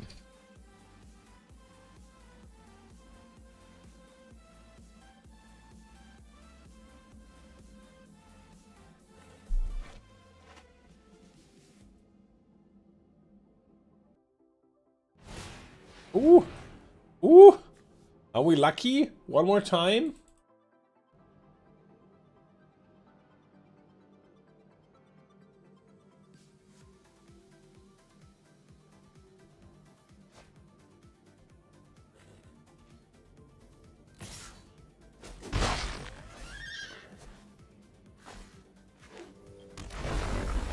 Oh, they drew the land. Okay.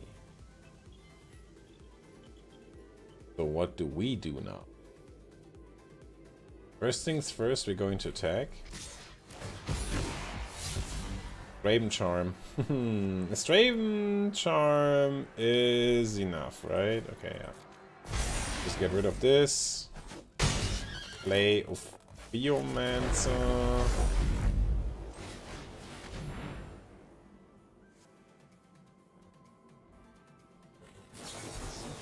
Strict Serenade. Good thing is, it's still enough, because we got another creature. Well, our opponent just dug their own grave hole. Graveyard hole? Oh no. I mean, that's okay. It only killed the 2/2 flyer. Now we are fine. How much is this? Like 1 black mana for reanimating. Wormcoil Lava seems okay. Ophiomancer is also pretty good. Undo not Meister. Probably just playing Volstorm Angel here. Nope. Attacking.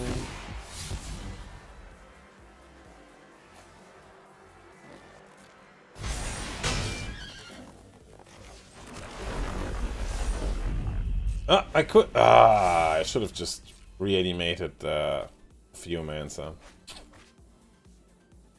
Okay, opponent is flooding out a little bit.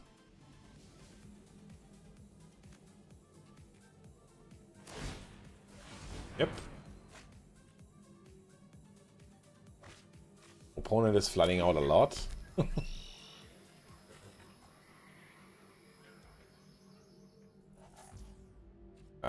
We have lethal right now. I will go for that. Sure. In case they have something, they have something. But in case they don't, they're just dead.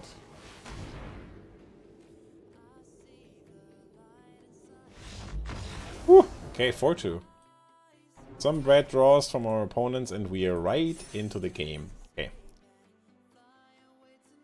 Let's get some more wins, right?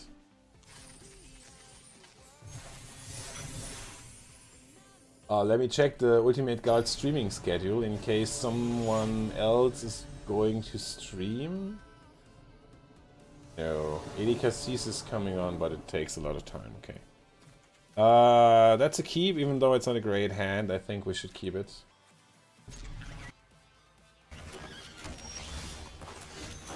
Sentry is okay. Ooh, green-white. Ooh, green-white. Nice to actually see green-white in action.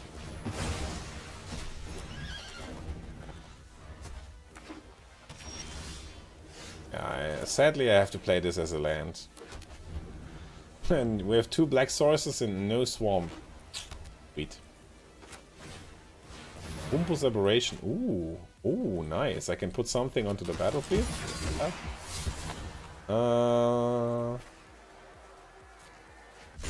Appreciate it a lot.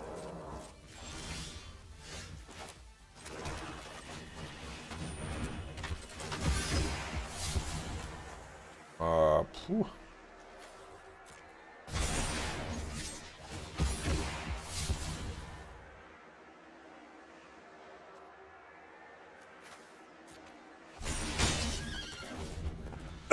Two of those are going hard. But still, our opponent is Diamond 1. Hitting Mythics. Johnny Fells the Godsire is a magic card. Yeah. It's a magic card, sadly. Lethal Throwdown. Not so sure if it's worth it.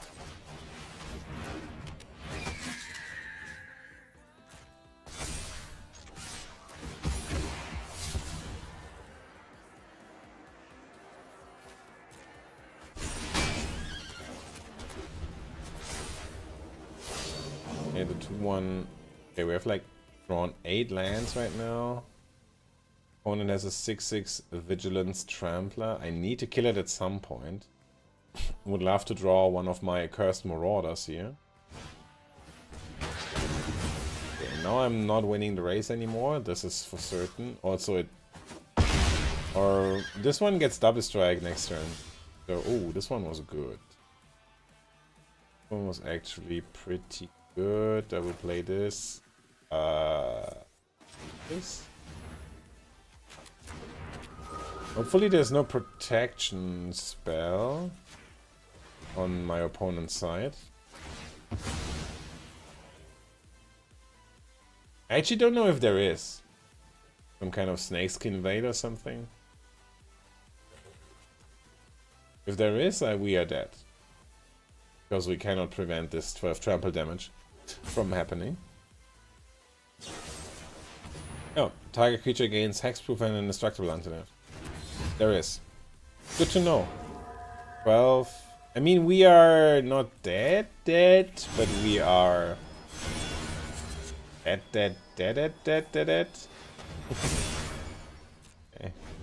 I need to block with Scurrilous Sentry in case I am able to. Maybe our opponent has one more horrific assault or something. Signature summon. Of course they have, and so we are dead. At least it's another 4-3 in our part. So we made some progress, learned a little bit about the format, but it still seems kind of swingy. Thank you so much for joining. Thank you so much in case you did a follow or dropped a follow here. Feel free to check out Ultimate God's channel on other occasions. Today there will be, for example, LKC streaming and Ash Lizzle. Tomorrow we have MTG Malone. On Wednesday, Gabriel Nassif. On Thursday, Arne. And on Friday there will be LSV. So we have a lot of nice, good, entertaining streamers to bring you all Magic, or maybe even something else. Maybe I start streaming Lorcana next week. I will be back next Monday.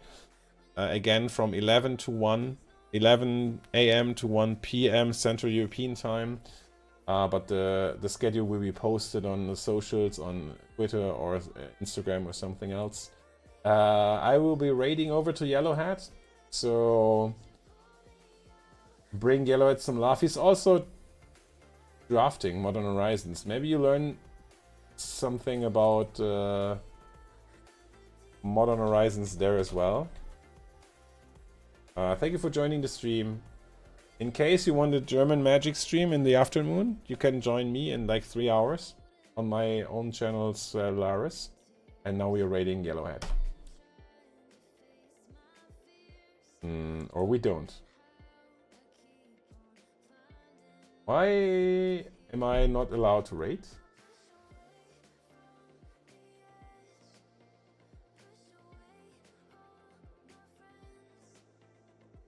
Ah, it's the slash raid, right? Ah, sorry. It's slash raid. Okay. That's it. Perfect. Okay, we are raiding over to Yellowhead. Have a great time joining him. Bye bye. Yeah.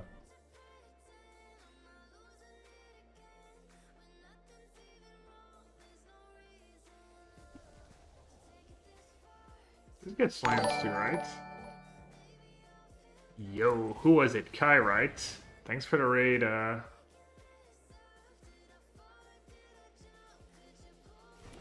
Hope the drafts were good.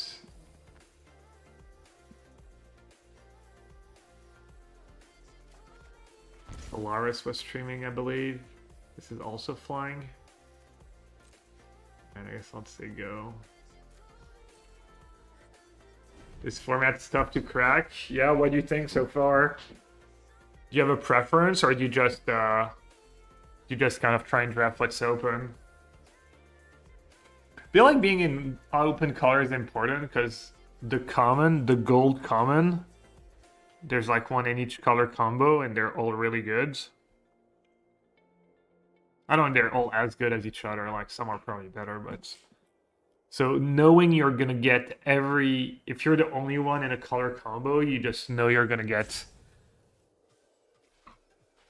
every gold common that's open in your color combo is kind of nice. Eldrazi is busted. Well, the red-green has good stats. Blue-green does not, though. What happened here? Oh, they just did that. 7-7? Why are they all so big? Because of this thing?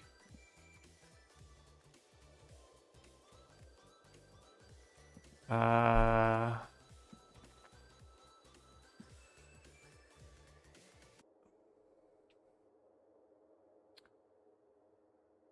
so this thing's modified forever whenever attacked. This thing's a free. So this thing's gonna die. And this thing's gonna die. This thing's gonna live. Could maybe double block.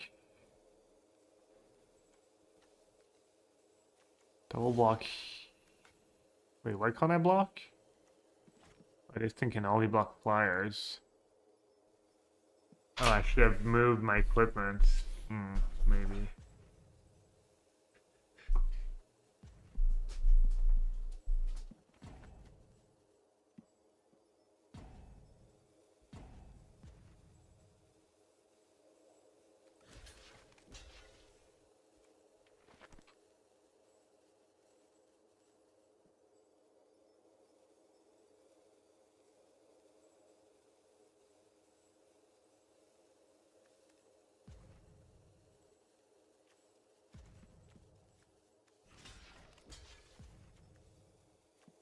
I don't know what to do. I'm just confused right now.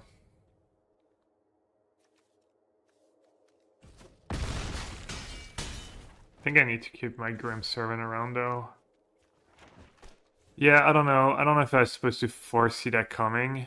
Probably not. Probably not moving the thing was fine.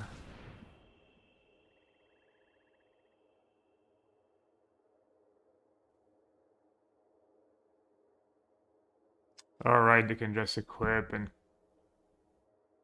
attack.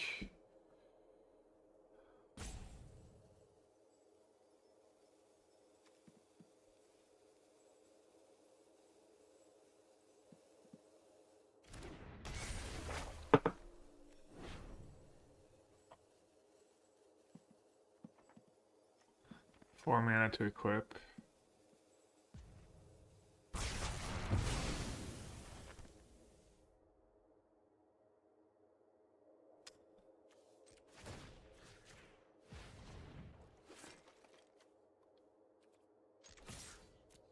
I'm just gonna attack. They're pretty low. And I'm gonna get a good turn next turn. Could even have lethal if I draw. Oh wait, this thing has menace too.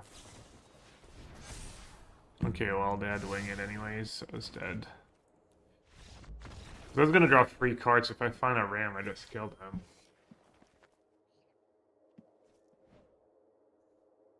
Hey, Freddy. Yeah, I was worried playing against your deck. You got size. You got like pretty bad drawing game too. But yeah, I got the list from Jose, from one of my friends slash subs slash viewers slash chat legend. It was his old deck was the charm was really good for me. I played against you, and then I played against another version that was, I think, maybe even scarier. He had just all Eldrazi and no land destruction. I don't know, the land destruction was good against the garrison. That was a tense match. But yeah, game one's kind of tricky for you. Game one's a little tricky for you, I think. And sideboard's probably like, yeah, those trans are still good against your sideboard guard.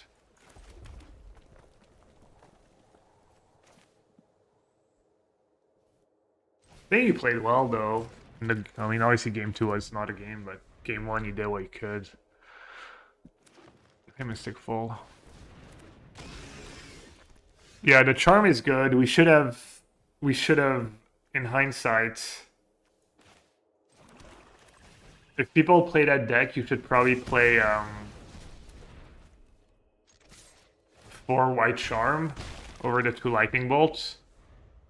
Do I plan on doing best of 3? Yeah, I think tomorrow I'm gonna start just drafting on Magic Online. Usually I draft a little more on Arena, because it's not like that big of a difference, and people kind of like Arena better, but I'll see. Definitely gonna do some BO free.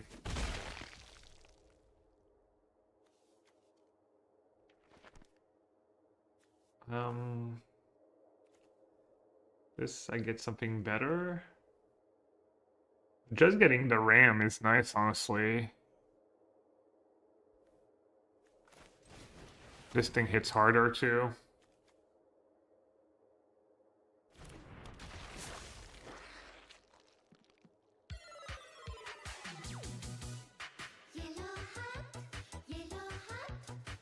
Ooh, it's sick. I get my like, huh. That's really cool, actually. How much is it? It lets me go 1 mana, this, kill a blocker, and then flip it. That might be even better than Ram. It's kind of sick I can get basically a dragon. Ivan, thank you so much for the 17 months, and I'm glad you enjoyed the run. Yeah, the deck was really fun to play. I definitely messed up in the finals. And then there was a few spots where I messed up. It was fun. The sequencing of like, I don't know, I really enjoyed it. It really feels like pure magic, you know, just sequencing and like not too complicated, I guess, but just sequencing, maximizing mana, pressuring your opponents, kind of combination of all these things. Yeah, that deck was fun to play. To be fair, I don't know how much of it was just me winning a lot, but I had a great time. Oh, maybe I should transform right away. Did I, 1, 2, oh no, I'm way off.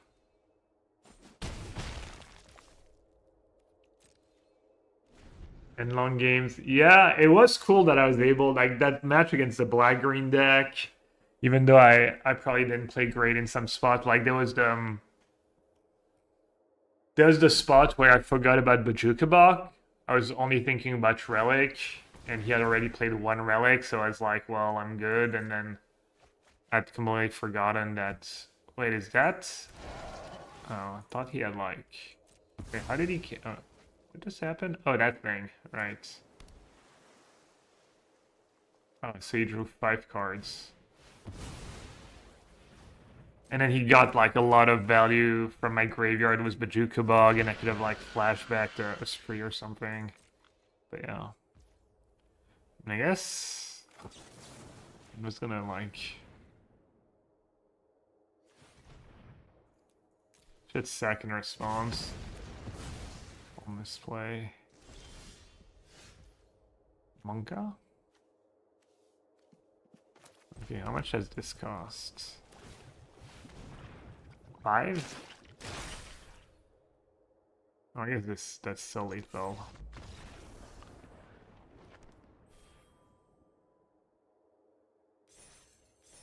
Yeah, all my matches were really, not every game, but a lot of the games were like interesting. I played against that new Snacker deck twice. That seemed like a decent matchup, and I only had 2 charms too, so it was 4 charms to exile the graveyard.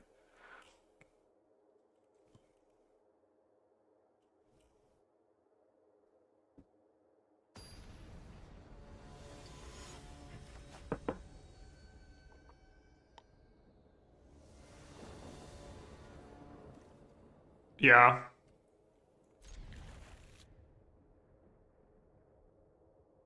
In our Popper community, we were talking about the fact that he played an old and trustful deck in the new meta. Yeah, it was, I don't know, Jose, I was like, I didn't know what to play, and I was like, I just decided to trust Jose, and the deck was great. The list was not like perfect, but super solid. It just failed me in the very last game of the tournament, but even that match I should have won if I played better.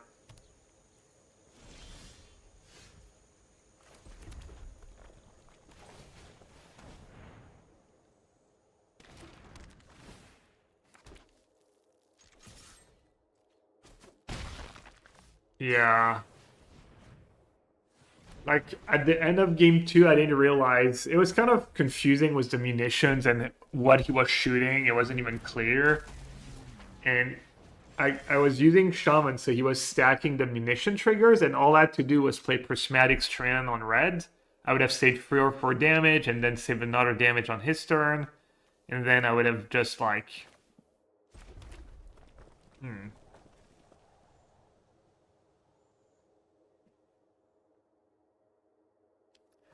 So he can block and kill.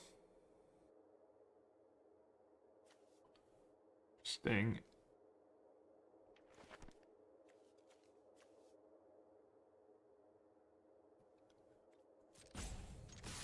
I think that's fine. Yeah, I totally missed the line. Someone mentioned it after it was, you know, when it was a little too late. Now I see. Ooh, Lelia is tempting. Wait, did Din block? What the hell? Should we get Lelia just to cast it once? Or should I just be reasonable and get a removal spell? I guess getting a creature is nice, just in case you have like some weird sweeper. Wither is so good against Cyclops. Oh, you're right.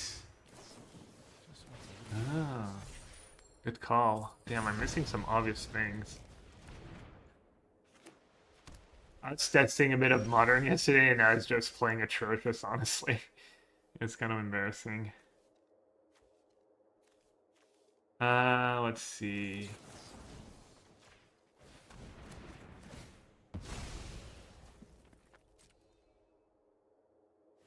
Istami, the classic Istami. Oh no, are they gonna miss it? Deal 0 damage. I think they're just dead, right?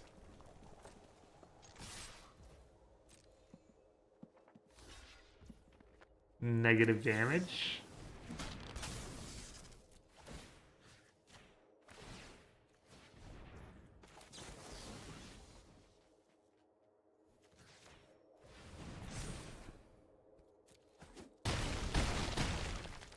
I think that's a fair draw, honestly.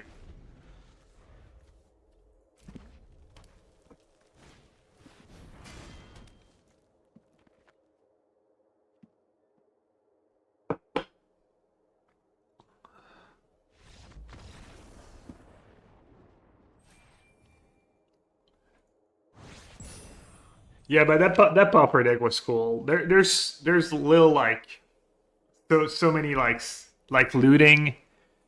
loot faithless looting makes it that there's a lot of decision points because casting looting. Die McDonalds-Gutscheine sind zurück. Genieße gleich 2 McChicken Classic mit saftigem Hähnchenfleisch zum Preis von einem. Und viele weitere Angebote. Jetzt in der McDonalds-App. Für registrierte App-User in teilnehmenden Restaurants. Nicht zu unseren Frühstückszeiten. I think I'd probably play 4 Rally the Peasants too. There's a bunch of games where all I needed was to draw a Rally the Peasant. So I'd probably cut the 2 bolts, add Charms and Rally, and then I don't remember what other card is cuttable. Alright, last one, not a great hand.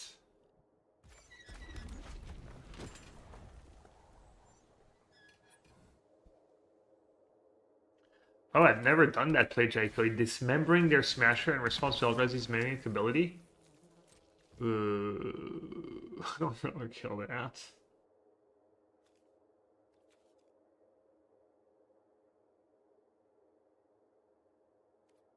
Does that work?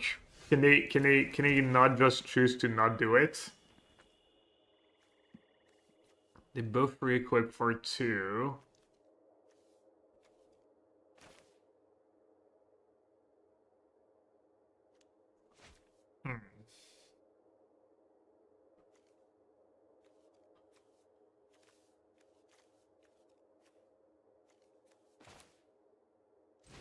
Sure.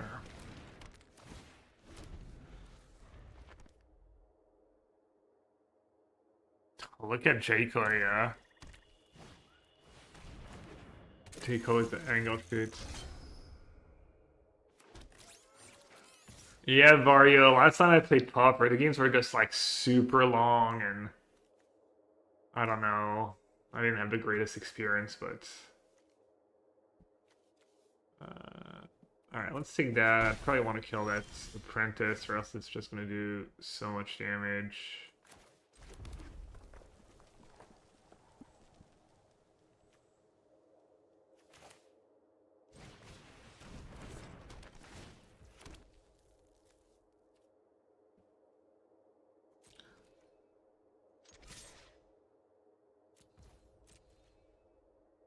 Alright, not the greatest trade, but I guess I just have to start attacking.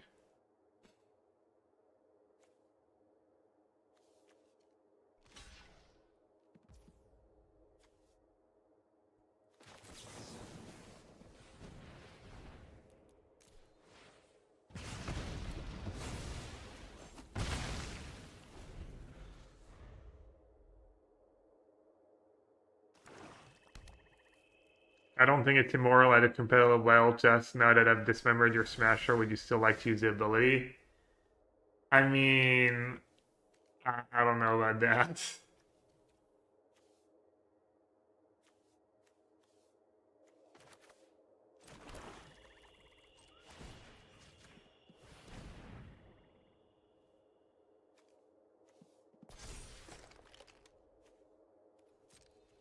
Where did I get auto-tapped? Good beats, I guess. Or is it red-black to equip? No, it's colorless.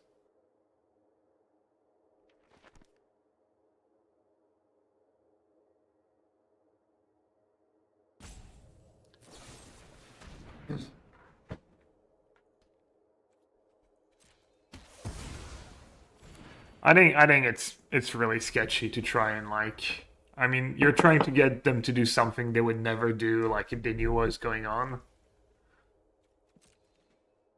And kind of trying to gain an unfair advantage by doing that. Why would anyone willingly choose to like lose their creature for no reason?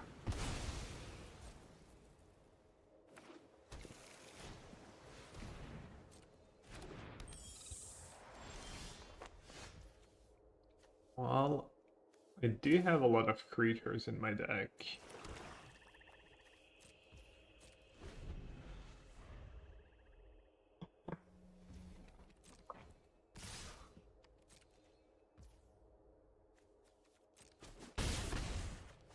Depends if I'm at 5 or not, yeah. The classic. People do the right thing when they can afford to do the right thing.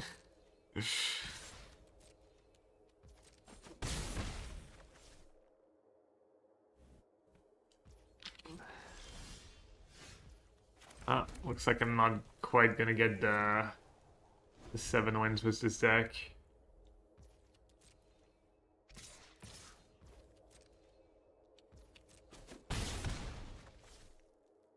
In hindsight, I wish I had flared that sneaky snacker.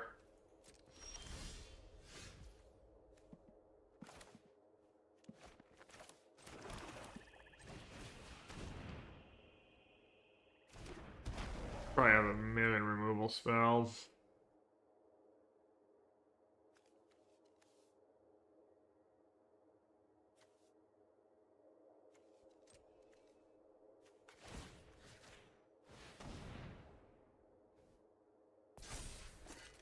Dead on Earth is a lot of damage next turn, even if they kill it.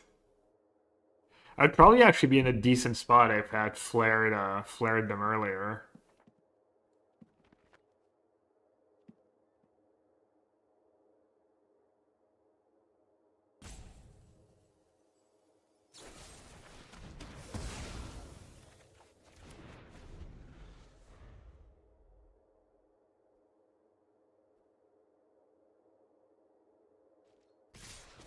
Big pride over Chrysalis, that was a mistake? Nah.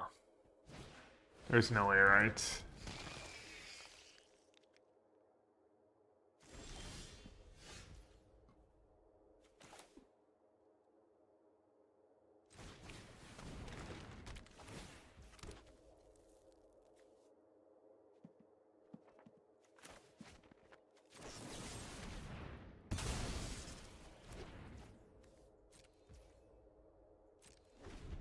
Can I one-shot them? I mean, obviously they have interaction in hand, but...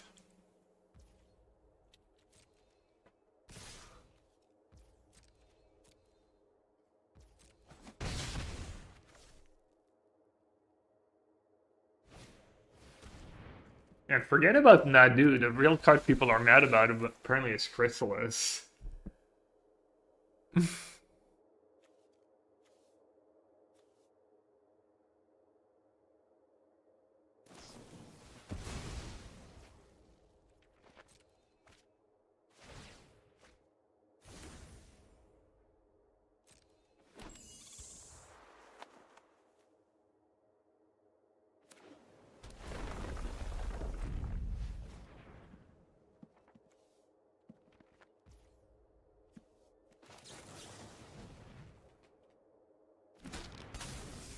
Not great, but I just want to use my mana.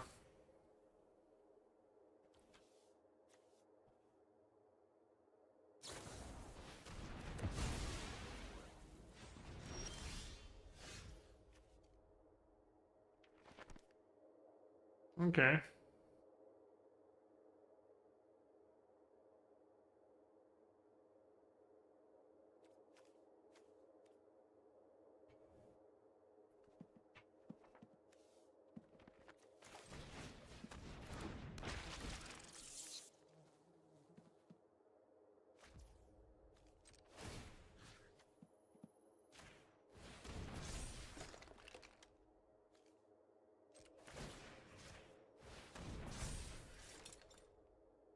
Wait, I'm going to be dead on board if I do that.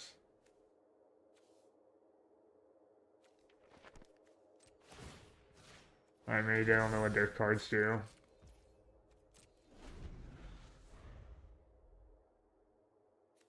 All I have to do is use that.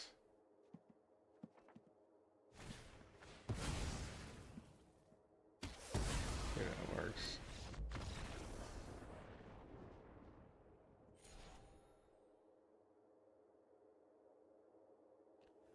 I don't think Nadu will be that represented. The risk of slow play will deter some. Do you think Nadu is slow in paper? Alright, not bad. 6 wins.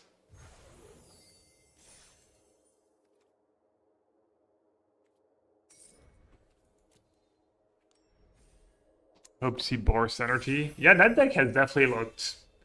When you look at the deck on paper... But Spike was liking it. I think it did well this weekend in challenges. I've played against it and it's pretty resilient. Alright, White Flare, no good. Deck card, no good. Dragon. How bad can a dragon be? 2/2 haste, landfall, battle cry, meaning that card hits really hard. Ooh, the battle mage, man, that card was so good for me. Familiar is nice. Assault is nice. I kind of want to take the battle mage, but it's even just red green, red blue. Like almost any deck, it can be okay.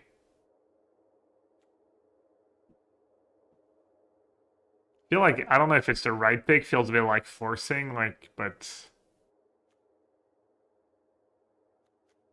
yeah, I think that card might be the pick. That would make sense to me. Philia? Update the other red cards. Go punish. Oh, another battle mage.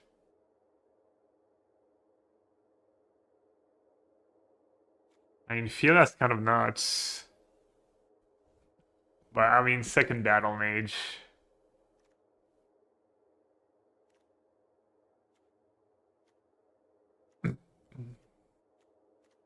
I'll let someone else draft white.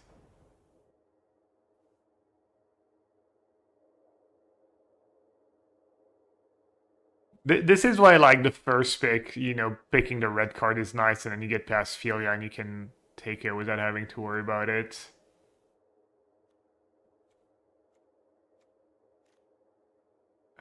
Could just take blue-green dual lane here.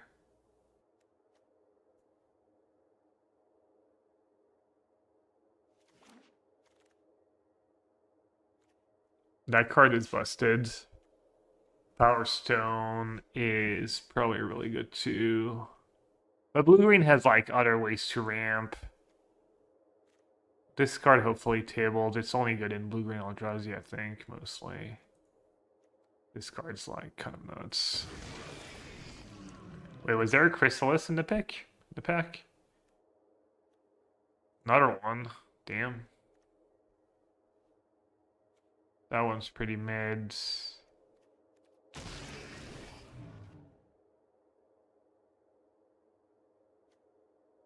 Off color. Doesn't feel like my colors are super open, though it's a little scary. Could pivot into blue something. And still play these cards, maybe? Blue-whites? If I'm blue-whites, this card's probably good. Or just discard. This card's pretty good too from blue-white.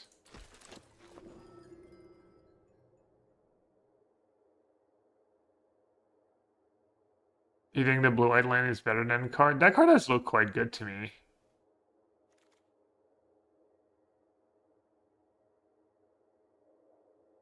Alright, Planar Genesis is good. Looter, I don't think I'm super interested in a looter.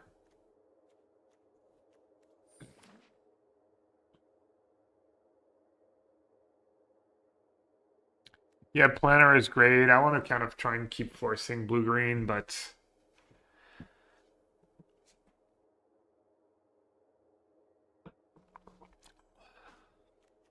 feel like I have too many good cards, even if... I don't know how bad it is to fight. There's 10 color combo. So if you're fighting, you're one of only like... how many people? There's going to be like... 6 different combo. So technically, I guess you could not be fight. No one could be fighting. Everyone could be in their proper color combo.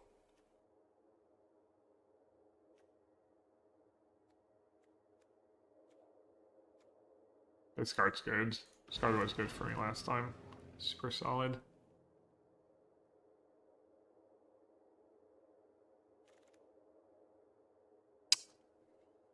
I don't know if that was the pack was the 04. I think 04 was next pack.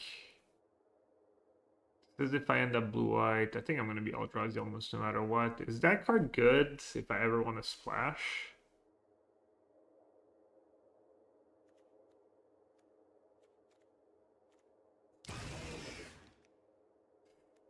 The 04 did not table. Altazor. Altazor could be good. I can take the blue-white land. Problem is the Altazor is you can't cast it off the 04. The common 04. Is something that was coming up for me a decent bit. Like ideally in blue-green you want all your cards to just be Eldrazi so that your 04 cast them. Well, hello. Welcome to the team, Power Stone. Welcome to the team.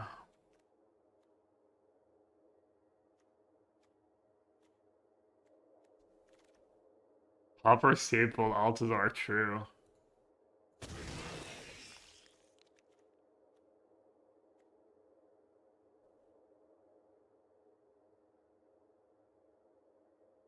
Full Strike is underrated. Yeah, I considered it, but you never know if you're... you always think you can get these lands in, and sometimes you don't, and you're really sad. That one's only one color, but... Volt, white card, Victimize, meh.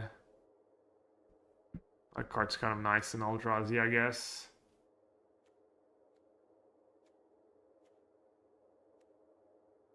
Two Eldrazi, that card's quite good too. What do you think? Basking Brood Scale? 2/2 for 2 when it adapts. When counters are put in it, you get an Eldrazi. Or Disciple. Spell land. When it enters the battlefield, you may sack another creature. Quite good.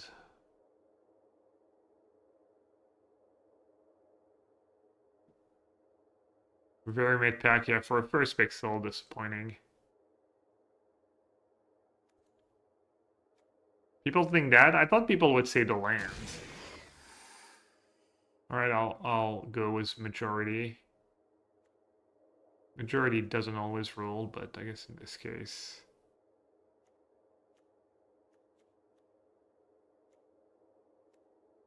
I'll just take a blue-green land. This card's quite good. You gain life for lands. I mean, I'm sure most people know that by now, but...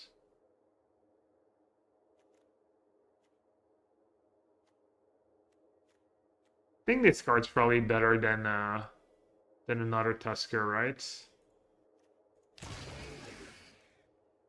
Hydra? Oh, I got at least one. Can't imagine I'm taking anything else. Oh, the crab we just lost to. Mythic Common. Not quite Chrysalis, but I don't know. Maybe it is better than Chrysalis. say.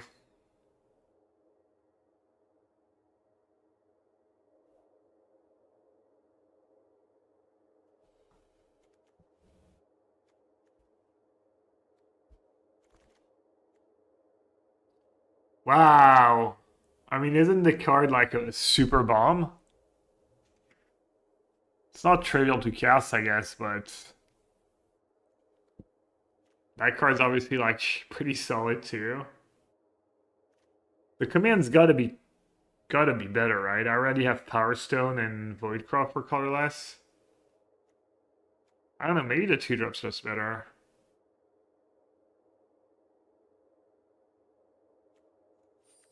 I'll take the rare. Rare tax. Yeah, I mean, it does so much.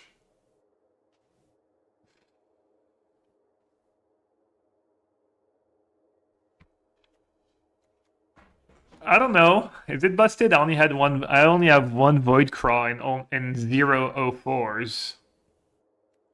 What would you first pick, Jose? The 2/2 haste Battle's Cry for landfall or Wastecape Battle Mage?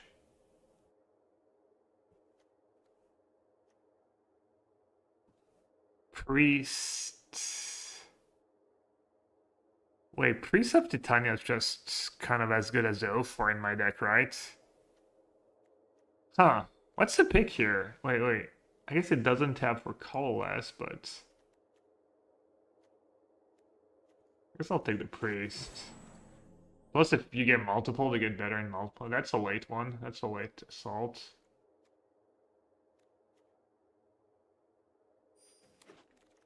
Battle Mage not close? Yeah, but the other one is kind of one color.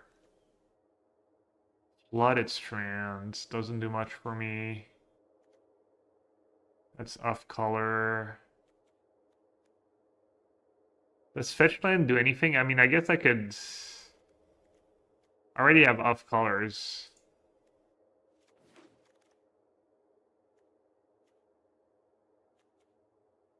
Sideboards. We're playing BO1. Just take the lands. Even if it's solely off color, I guess. Not gonna play that card, I think. It's rare draft. Maybe I'll play the Hydra, who knows, maybe I'll be short on playables. I'm not getting a ton of playables.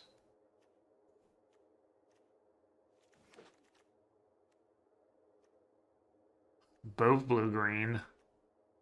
I guess I'm way more likely to splash Shred.